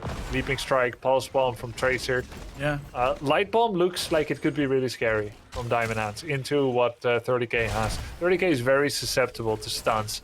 Big responsibility on the shoulders of Yasuo. The first objective goes toward 30k. It's dealt with very, very rapidly by Diamond Hands here in the top lane. Let's see what the other lanes do. We have a Hogger, Cassia push bot. Nintori can't do anything. Godfills threatens from the back. But it's a threat onto a Cassia who does have that just avoidance, her baseline ability to have that 30 physical armor so long as she's moving or auto attacking and moving. So this is just really, really good consistent siege through bottom lane. Bottom and top are considered some of the best lanes to push in. Bottom lane you can feed the siege giants consistently through, and top lane is going to be your shortest lane on the map, and it does have a boss in there as well. So you do have the availability of that boss to push in towards a keep or maybe even a core. But I like the way that 30k are playing this. They recognize that they can't get much value in top and heavily invest into bottom lane, also making sure that that rotation with Yasuo to make sure that Tracer can't find a kill, because there was a bit of damage going into Cassia, but not enough to find a kill. And what they will find on the side of Diamond Hands is a turn-in, the 10 talent here looming on both sides, one singular kill to 30k. Clever how Yasuo was moving there. He was like looking to get the interrupt. So was Tyrael, Bad Bunny, but neither actually went for it because they knew if we do that, we're dead. Yasuo pretended to cycle into the bush, and when Root came out, he never actually went there. Could not have got the vision in order to stop it. It was purely just knowing they've got vision of me, they know what I would want to do, therefore I won't do it. And they let the turn-in go. So a tough laydown by 30k, but well performed, safe. Let's see how they perform their defense. 3v2 here, got the good odds in this lane. And mid has been dealt with as well. Bruiser count, very, very helpful. And Diamond Hand's not getting the same result out of it. The way that they position themselves, they never really had a massive superiority in any lane. Great defense by 30k. I like that 30k delayed out that mid lane bruiser camp for a little bit as well, just to have that kind of crash into the gate with the web weaver to just amplify the protective counter siege. But a huge arrow from Hazuabs will connect onto 2. Iron Skin immediately popped by the Joanna as the ball lightning will bounce from player to player. On a note of heroics, we didn't really touch on these, but the big thing on the side for Diamond Hands is they went into Blessed Shield instead of Falling Sword. We don't even have Leaping Strike either, so this is going to be the same play as the Battlefield, where it's on Nintori, the Malthael, to get in deep and try and get some of that value with this Light Bomb, or even the Tracer. She blinks in heavily, recalls, gets that. Well, let's talk about this fight right now, because a lot of members are clumped up in this corner. We have Dino with the last rites applied. Dino will fall. I thought that Yasuo might be able to amplify the healing, but not going to be enough. He still falls. The gems were picked up. Hogger in the backline with a massive shockwave, staggering blow. Valimar gets the desperate prayer, I believe, onto himself, but will still fall to the ranged assassin of Lucio. That was a great job by Liam. He basically put in Anduin right there for like 4 seconds. Shockwave, then the, what's it called? The loot horde into the staggering blow. Yeah, fantastic job. Spin through it, get the damage in. Not Benny, Kelsier. Oh my god, Yasu! That's worth a ping. Let's see if he gets pinged by his allies. How does he get on with Godfilth? Yep, takes him down too. I think we're gonna have a ping on Yasu in 3, 2, 1. No. 30k is focused. They're concentrated. No tomfoolery here, Bahamut. And with all of that, those kills, they don't deny the gems to turn in, because Diamond Hands got a lot of gems turned in. They have 50 out of the 55. Only 5 are necessary, but Nintori can't step in to turn in any of these gems, and it is going to be the side of 30k with the 3rd web weaver of the game, 2nd one for this blue team. And Grubby, you want to listen to some 30k comms by chance? I'd love to. Let's see. Into 30k, we head. I kind of want to make sure Malthael doesn't free clear this. He's gonna rotate, maybe. We are inting in mid? No, we're good. Can I go in? Actually, we are Malthael's coming, Malthael's coming, I'm not coming yet. Okay, Dino. Nothing bad. Yeah, I have Lucio. Okay. You're super fast. Malthael's still missing. Lunara's clearing top. What about Lunara? She doesn't have Lee. Malthael's bottom. Yeah, she's good. Can kill him, maybe. Just on my down. Others are close. You see the others? Maybe not that. Come to me. Come to me. Malthael's very low bottom. You're fine. Just pushed up now. Still a tank, we can... If you walk up, you can go in, probably. No cleanse on you guys, no cleanse on you guys. Like he's hinting, no? Can I go in? Joanna's still up there. Yeah, kill him. Let's Omega hit him. What's fine? I'm doing. I got him. Fort is almost dead. Trying to kill the fort. Godfilth missed yet another bomb. So fast with that. What the fuck? Can we boss or no? Is it Yeah, I'm coming to you, Liam. Are you alive? I'm fine, I'm Wait, fine. do we do boss? I can still like solid. Maybe. Yeah, we should. I think we can. Really? Okay. I don't have W on No, 4. we can. And Malthael is showing bottom. We have Hogger, but Look at the speed though. yeah, if we hold Maybe- the point, it should be free. Make my Really. attack We have Hogger. Yeah, look at that.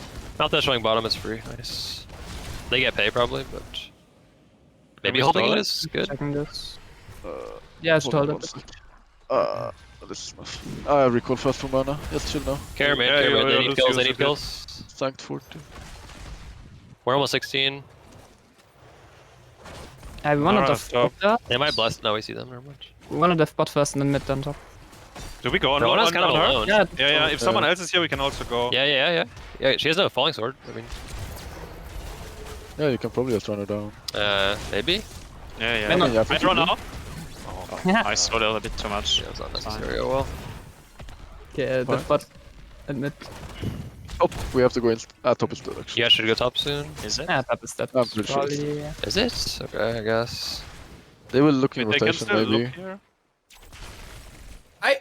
I have one singular question out of all of that, Grubby, is why is Joanna in bottom lane by herself? I don't know. I don't know. I mean, the simple answer, right? The level 1 psychology. Want to clear, or want to push, or want to Sure, clear. yeah. Like get XP, want to get gems. It didn't feel safe, and it wasn't. Nothing is safe against Lucio. Like, if you're not within earshot or like apple throw of a fort, then Lucio can and will run you down. Yasuo used Lucio as well with the just the push off value that he was slowing. You even heard, like, as we were kind of getting out of the comms or after that kill, it was just like, oh, I slowed too much, because the Hanzo era was it was a good read where she was supposed to be, but there's too much of a slow from Yasuo. Either way, that was a kill into Joanna. The web weavers will be cleared out. The boss did go over to the side of 30k, and another web weaver phase goes over to this 30k roster. They've got great push in the mid lane. Top lane a little pushed out, but Cassie is going to be able to just grab that wave up there. And this is looking, well, where do we head for 30k? Are they going to just focus on mid? I mean, boss is still a little bit of time out. I think you focus on mid or top and you wait to see where people show up. Oh, wait, Since bottom. mid arrives Sorry. for... Yeah. I thought Hogger was threatened for a second, but sorry, please continue your thought. Yeah, so it looks like they kind of have this loose spread, not prioritizing anything in particular. They kind of just want to match where Diamond Hands are to slow down their first capture point, their first defense point, and then that slows them down to the next point. They didn't want to give mid for free. Overall, I do think Diamond Hands is defending well. They defended mid. You've got 30k looking for an opportunity that was never given. Shockwave, that's really far. That's hard. It's impossible, right? Not impossible. Park! Oh my god! Does Enduin not have Yoink? He did. He might have not been close enough? I think he got Blessed Shielded as well. I think that's what happened. Wait, there's no Blessed Shield. No. Yeah. That's what I was like. Arrowed as well. Oh, maybe it was the arrow from Hazuabs that did that. Because I'm looking through everything as well. I'm just like, what could have done it? It has to have been Hazuabs' AOE splash with the arrow. I thought it was a little bit further away, but well, sorry. No, you're good. Quite sure. You're good. I was just like, they can't get that kill behind the gate, right? Can they? And they could. Impressive. I was right there with you. I was in disbelief as well. I was like, really? A kill onto the gate, and then Cassia comes through with that phenomenal fend as the gate goes down. Good layered CC as well from the side of 30k with the shockwave, with the arrow from Hanzo. And I like this middle of the lane, all of a sudden, turn on him. And then immediately Diamond Hands is like, run, please. It's just like right here, it's Diamond Hands who are looking a little more scared. But Diamond Hands, in my opinion, they need to go in for a fight. 20 talent here is just about here for 30k, and there's a gigantic experience gap. And Godfeld kind of trying to creep up on the flank, and that's not working out at all, because one, corridors are Hanzo's playground, and two, he was spotted. No one is low, so it's not like he's really finishing anyone off. They're thinking like, can we go for Tyrael? He just threw his sword. He's got his whole team with him. Godfeld, all he can do just to use double blink to run away. As Lunara cleared out top. Jarell, oh my god, Johanna.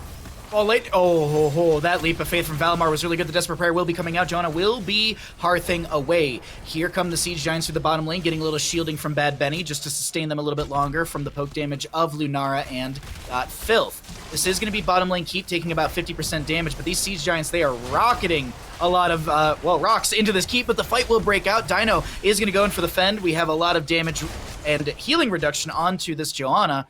50% because you do have that high five from Lucio. And this is what I was talking about right here. Oh, wait, hold on. Lunara gets hit into the keep, but she does not go down. It's a really close calls here so far. Light Bomb kind of whiffs. It was used, of course, in a panic and in a defense. This keep pretty much going to go down. I think at this point, the top and mid lane are too far away. So Diamond Hands, all they can do is just watch that keep go. Try to defend the middle keep. And just wait. Wait for a mistake. There's no executive decision that they can make right now that theoretically makes sense. Seems like the side of 30k are opting for a boss call as the Sentinel Wisp will be thrown into the bush. So they know this. They know this on the side of Diamond Hands. What can Diamond Hands do here, Grubby? Turn in, wave clear, get a keep, end the game? You can always try to fight talent down, Storm tier talent down. Just take it bravely and try to do a 5-on-5. It's always possible. Or you can try to just clean up, lose a keep. Like, keep loss by now with a is almost guaranteed. But they get the turn in. That's going to offset the push a little bit. It's going to be... But for 30k, I feel like they're playing for the game. And they get Lunara. Just like before when we joined comms, they're like, Lunara's too far out, isn't she? Yeah. They use different terminology. And they get the kill. Ball lightning will be utilized. Arrow will nearly connect onto an enemy hero. Nintori will back away. Ball lightning on a 30-second cooldown. Does have the infinite bounces, but they did not want to play volleyball on the side of Diamond Hands, as the top lane keep will be falling. Lost sitting around 60 or so percent HP. This is an advancement towards the core. Sanctification's available if they want to use it. They also have that Holy Arena, so they're going to pop that immediately, and they're going to try and turn onto the enemy side. Hazuabs will go down first. The core shielding is starting to fall. Will the members of Diamond Hands make the Titanic, the heroic defense, or will this be a 3-0 for the side of 30k as Liam comes through with the no control, fend into the Joanna, the core shielding, the core HP, and the game will fall in favor for the side of 30k. They close out our first best of 5 series of the day in a 3-1 way. Congratulations to 30k, a really well played series. And I gotta say, the Volskaya game, I don't think showcased the level of skill that 30k had today, Grubby. Yeah, it's just it's really impressive play. 30k actually promotes to a 4-1 score. Diamond Hands drops to a 2-3, and with a 3-1, Diamond Hands, they did all right.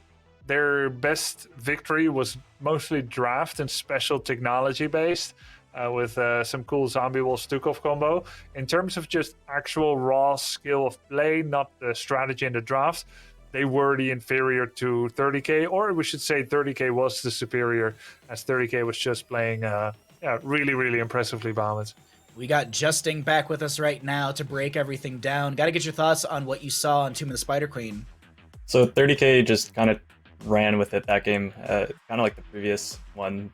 They're just 30k is looking incredible so far in season 3 of CCL. I think that they're a absolute contender for the finals here as we get later in the season. They're looking pretty much stronger every time we see them. The one series they lost was super close, went down to game 5, and yeah, they're looking very, very strong. They're getting close to my favorites, I'd say, but in that game, there was a lot of cool things that they did. They kind of controlled most of the early game rotations. You could tell that Tracer wasn't really able to do what she wanted to do against their team. They were just too deathbally. And Bad Benny did something kind of interesting, which is probably because of going against the Tracer. He went into the more damage build, which I would say it's normally like the Storm League build. But I actually think it might be the better build right now on Tyrael. It's the auto attack, lifesteal, and damage that you get. Basically, Tyrael can 1v1 Tracer, and Tracer can't really do anything about it. And that creates a very, very rough situation for you if you are the Tracer. If not only can you not be in range of the team as a whole, because they all have shields, but you also can't even be in melee of a Tyrael, because you're going to get out-traded and just beat up. That feels really, really bad. So whether that was because of that he went for that build, I really did like that choice by Bad Benny. Also, Yasu on the Lucio just looked completely nuts. He's making Lucio look like just as strong as the Stukov and Brightwing are, so that explains the early priority on it. And there was some really cool macro stuff too, where 30k ended up trading boss for turn-in twice. Both times the Diamond Hands turned in after their first one, which didn't really get anything. They were trading for boss, and the second time, I think that Lunara maybe thought that, or the whole team probably thought, like, oh, we got spiders, they have to go clear. But they don't have to go clear. They just push with their level 20 advantage with the boss. They get the pick on the Lunara, and they just run it down there. And something else I want to point out is in the comms. I like how you can hear that HeroesCCL, he's really experienced, and you don't hear him much in the comms, but when you do hear him, it's something super important, and you can tell that the whole team really listens to him. So I think that was like a kind of neat dynamic. Like, he was the one who made that boss call for the first boss, and you could tell that the team wasn't quite sure, but I think if anyone else would have said it, they maybe would have been like, no. But you could just tell that he says it so confidently. He rarely speaks, but when he does, it's like taken as gospel. So I like their dynamic that they have as a team, and 30k just looked very, very strong. 30k had a strong showing today, and congratulations to them for the 3-1 victory. We're getting ready for an interview here in just a second, and I have to say that, like, the series was so well played. I'm actually a little surprised, and I wonder if this was something that they, as 30k, were trying to do this weekend. We didn't see any priority onto a Tychus for Hazuabs, and he's played it in previous weekends. I'm looking at stats. He's played it across many maps and victoriously as well. So I'm curious as to maybe why, and maybe we can ask him if we do get an interview with him, but we can find out a little bit about that in a few minutes here, because I believe we just have to get the players set up for said interview. Exciting stuff. I'm ready to ask him a few questions. Also, I want to find out about that arrow on Battlefield of Eternity, because he had such a good read into the side of Diamond Hands, into that Anduin, and it just set up so, like, he really snowballed a lot for this team towards this victory. But also, I mean, Liam on his solo lane was so good, Grubby. Like, I loved his Urel. His Hogger was phenomenal, right? Yeah, it was. And, you know, since Hogger's release, where he was, like, quite overtuned, he hasn't been quite overtuned like this. Like, he's still strong, but it's much harder to win with him these days. Your spin can go out of control, but to get this level of, like, consistency where you're in the right place at the right time, you don't take risks, you don't think you can just with impunity spin through enemy teams, you just get good shockwaves, good follow-ups, you are that stable force. Yeah, that's just really impressive, and he played it as well as he would another offlaner. I think Liam is a big factor in this, but not only is Liam a big factor, but Hazuabs is a massive factor, as we've been talking about him quite a bit. We've got him on the line. Hazuabs, first, of course, we got to say congratulations on your victory. How you feeling? Thank you. Yeah, pretty good actually. I think quite some entertaining games to play, I have to say. We have a lot of questions for you, and before I throw it to Justin and Grubby, I want to ask you this quick question. On Battlefield of Eternity, there was an arrow you hit onto Anduin, and there was Apocalypse follow-up as well during one of the Immortal phases. Could you see that Anduin, or was that just like intuition for you to read and say, I'm going to arrow here and find this Anduin? Yeah, map hack, guys. No, honestly, obviously I saw him right before he walked into the Fog of War, okay. And then it is a prediction, right, that I do. Like, given that he's dismounted, if he walks straight line, I would hit him. I think I did call. I mean, I called for sure that I'm looking for arrow and then I'm gonna go for it. And I think I called I will hit it as well. So Benny did instantly uphook on it. And yeah, I mean, sometimes you have to go for these things. And like hitting Anduin is extremely important, because otherwise your arrow just gets, he pulls the people out and then you can't kill on it. Awesome. Well, thank you. That was the one thing that I had to ask you. But now let me throw it over to Justin, because I'm sure he's got a question for you as well. So I've got 2 questions about draft. One on Volskaya. Is there a reason that you guys picked the Oriole? And could you elaborate on the Oriole pick? Because I did feel like that. Yasu is just Yasu's a big Oriole fan. I think that sums it up. I think the rest of the team wasn't too happy about it, but we did scrim a bit with it. We played in Europe with the HeroesCCL with some like Oriole drafts. It probably wasn't optimum, but honestly, they really surprised us with what kind of draft they went for on Volskaya. Like, we really struggled into the like NECC plus Stukov Silence and then the Zombie Wall. Like, it was legit impossible to get out for any of us, especially Johanna as well. And yeah, maybe it wasn't our best draft, but I think theirs was like very spicy, and we didn't expect something like that at all. Yeah. Thank you. Also, where's the Tychus priority gone? Where'd he go? I don't know. My team just tells me to pick Hanzo all the time, you know? Oh, okay. No, I think Tychus is still... Yeah, Tychus is for sure still top dog. Honestly, actually, in this best of 5, was he picked at all? No, right? So that's a little bit odd. Might be just... might be a one-off. Like, I'm pretty sure Simplicity, like next match, the Simplicity, they will show us some Tychus again. Okay, all right. Grubby, any questions for Hazuabs?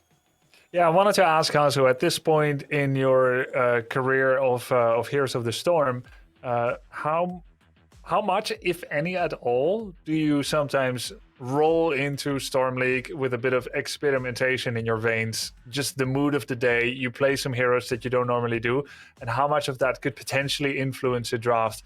You've answered it a bit. It's not just about you, it's your teammates too. Ariel, just because he liked it, rest of the team wasn't too happy with it. Is that ever the case for you? Would you like lean more towards a certain hero just because of a feeling or some recent Storm League experiences, or is it all carefully manicured?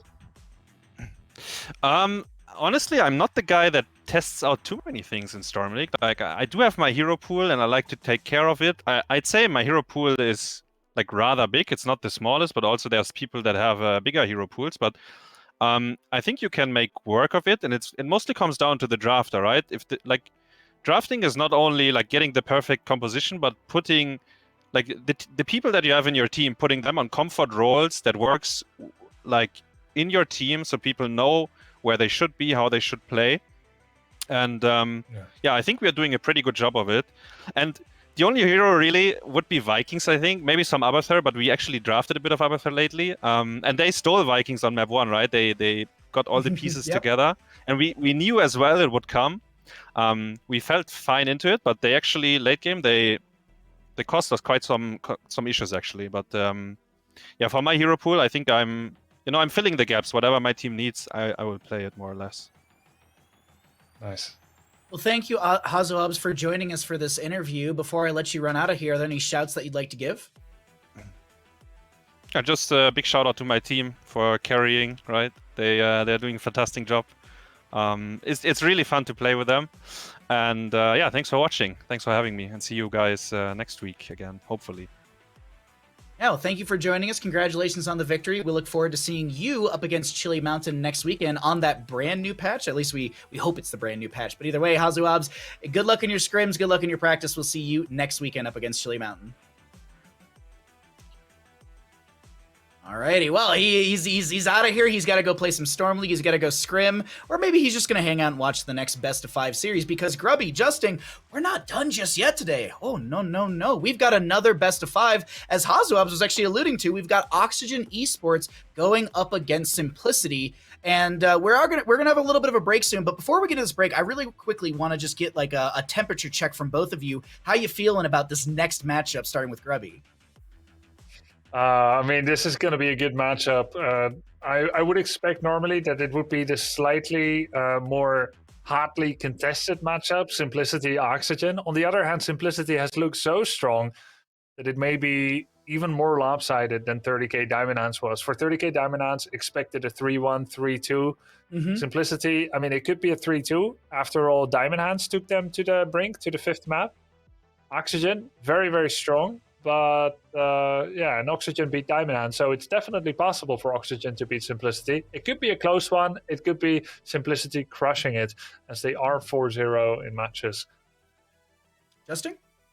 I'm kind of hoping to see how Oxygen can... So they've got my pal Vince now, and I'm kind of hoping to see them kind of play a little bit better around him. Last week, they didn't have a lot of time to prepare for that. So I want to see kind of the changes that they make from last week to this week, and see how they're able to work with him a little bit better, because they've had a bit of time now to play together as a team. So I want to see how that affects Oxygen going up against Simplicity. Well, it's going to be an exciting matchup. We are going to be taking a small break. In that break, I encourage you to hit ! prize pool. What is that command? Well, let me tell you. It's going to take you over to the Matcherino, where you can check out the HeroesCCL prize pool. And if you'd like to donate towards the prize pool, it's always very much appreciated. We always cover at the start of the broadcast the split on that. So if you want more information on that, I believe it actually should be on the Matcherino, so you can find out the split of who gets what money. And we always appreciate all the support. So thank you, everyone, for donating to the prize pool, and at least checking out that link as well. We're going to take that break, as I mentioned, and of course, since it's in between games, we always like to bring our wonderful friend Kyle Ferguson back. He's got an interview with Hebby, and we'll see you all after the short little break for HeroesCCL presented by Wisdom.